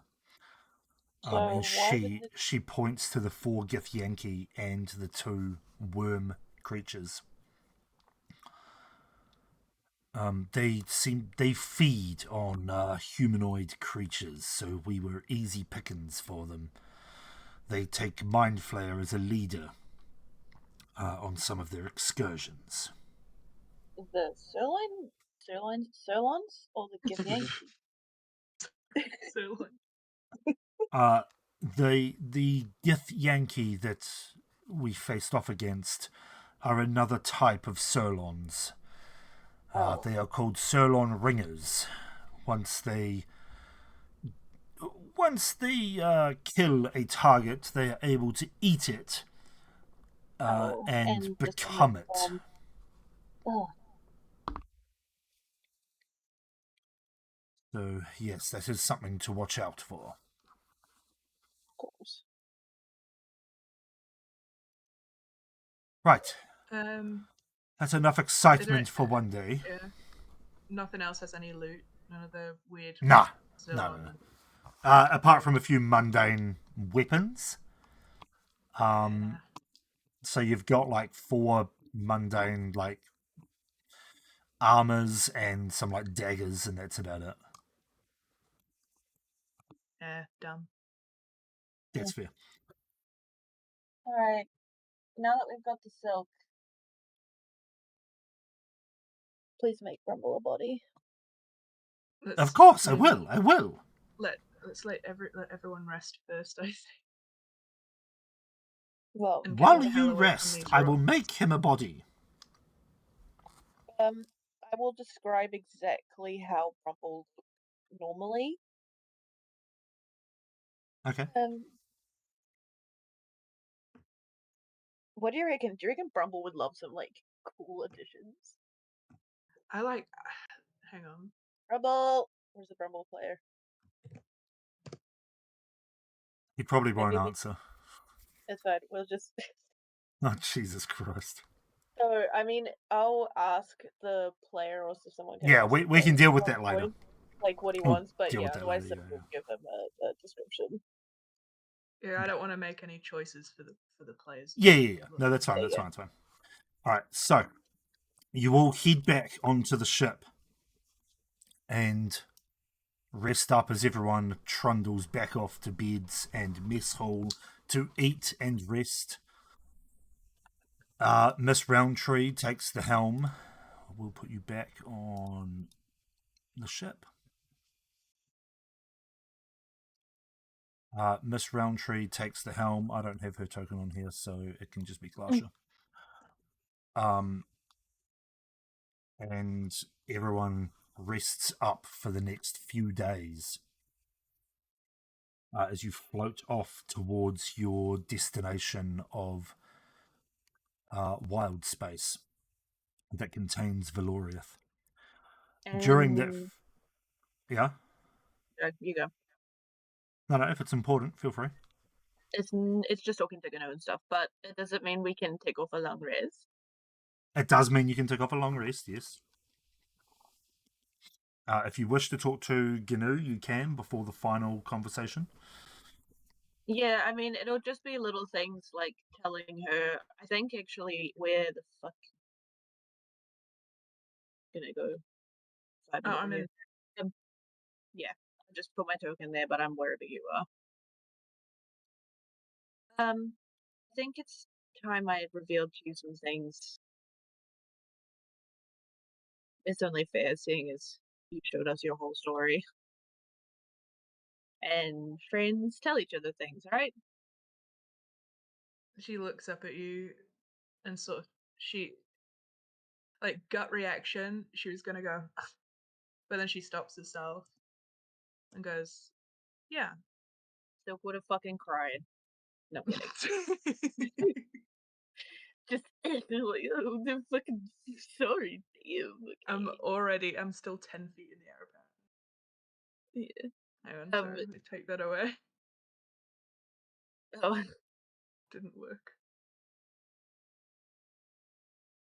Hello. There we go. Yeah, there we go. Okay. What? I was still 10 feet in the air. Oh, sorry. Canoe's just flying now this whole time. Floating. Anyways, Yeah. yeah. It's time you knew some of it. Not the whole story, but well, I suppose some of the whole story, and just tell you I'm from the Feywild. Well, my name is Silk. I was raised in the Feywild. Not born there, but raised there with my sisters, Saturn and Fiery, and we served in as servants in the High Archface castle. And some shit went down. Some seriously evil people are trying to take over the court and, I guess, kidnap kids for a twisted purpose. And I came here under threat of death. Wow. Meaning they didn't overtly threaten me, but they did, and I overheard it, sort of thing, and I left my sisters with Oberon, who's the Archfey of that court. And last I heard, they were on the run, all of them.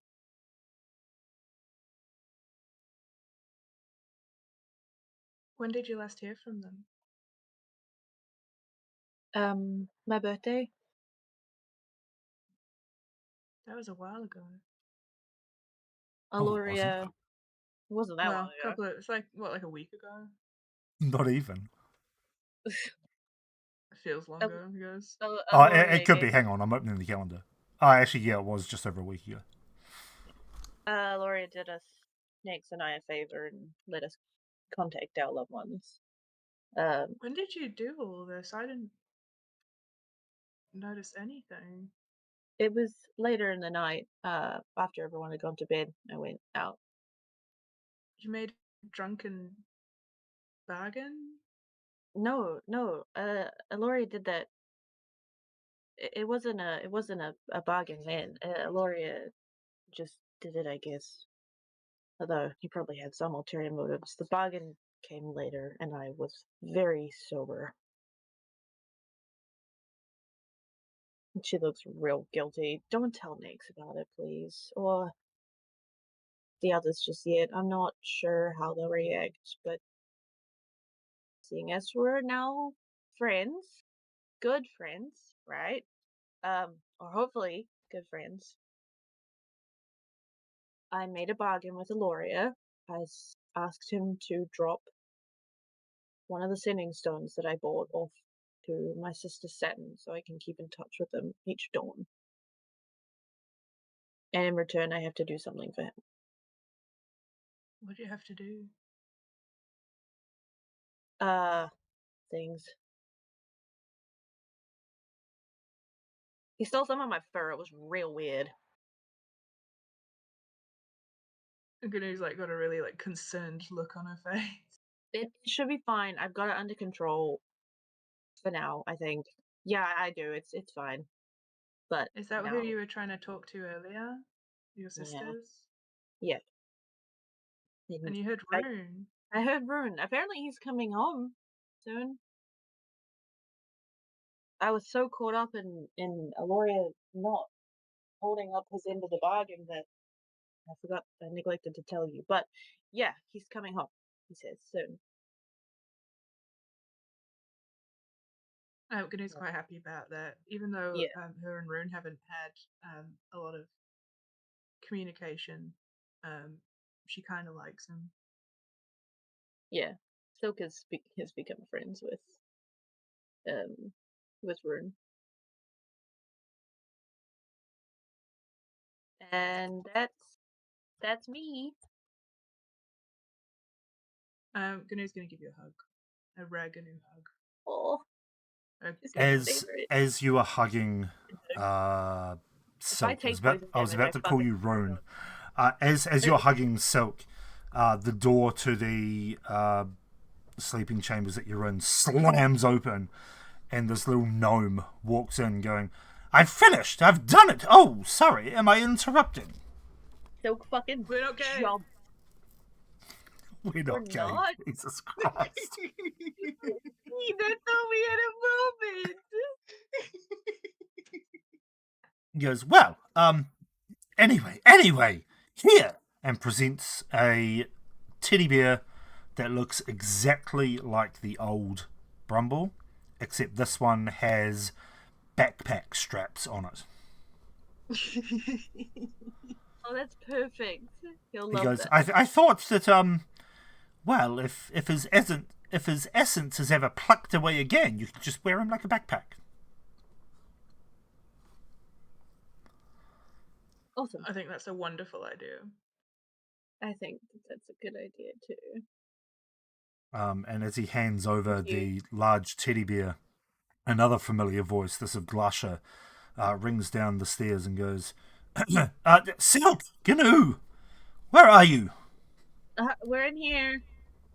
And then Glasha comes in as well. Where the fuck's my map? Glasha comes in as well and goes, "We're ready for you. We have arrived. Well, sort of. We've arrived at one of the portals into wild space, and we think we know of a way to get you back to exactly where you were." Oh yay! Thank you. Oh my goodness. I'm going home. Not that the astral plane hasn't been fun. Well, it's been messy. But yeah, you know what I mean. Gnu's could grab your hand and be like, and like shake her head, just be like, "Nope, shut up." All right, well, here's what I need you to do. And she leads you upstairs.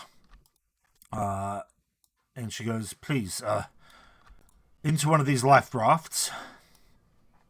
And you both climb into the life raft, and she hands over the device that she was looking at earlier that showed the star map and Valoriath, this one. She hands it over and goes, "Please be extremely careful with this. But if you turn it on at the moment we enter the portal, we will throw you overboard. In the life raft, if you think very hard about where you originally were, the device should take you there." Okay, so we were swamplands, swamp biome, crater, No, Miss Moonbog. we were in Karuna's hideout underground. So we go Karunara's hideout. So wait, is it wherever we think of we land? Theoretically.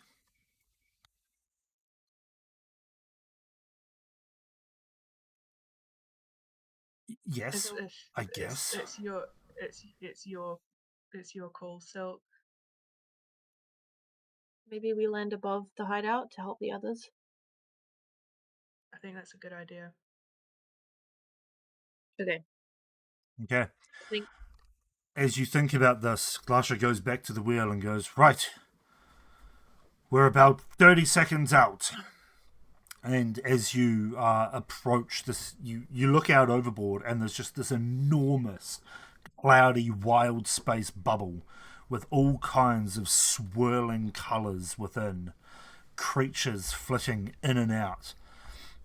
And just to the right-hand side, you see this enormous purple lightning, cloudy type portal with a small black hole looking thing in the middle.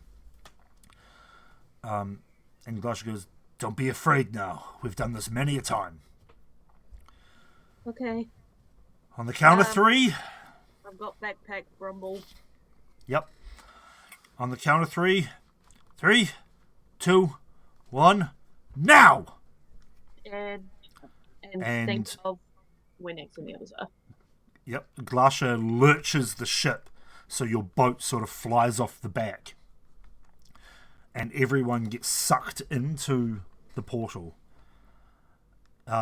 Who is holding the device and doing the thinking? Silk?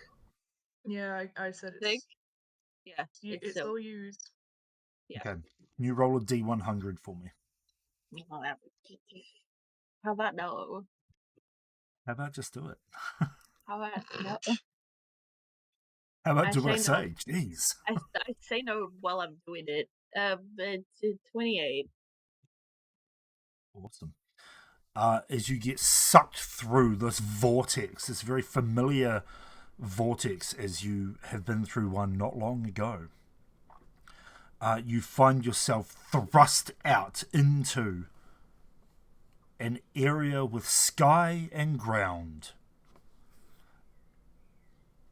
And that's where we will pick up on Wednesday. So you're just gonna give us sky and ground. Yeah. I'm not going to tell you where you Minimum of end up. Earth. No, see, now you get to think about where you've landed. Hopefully, Okay. we land. Hopefully that D100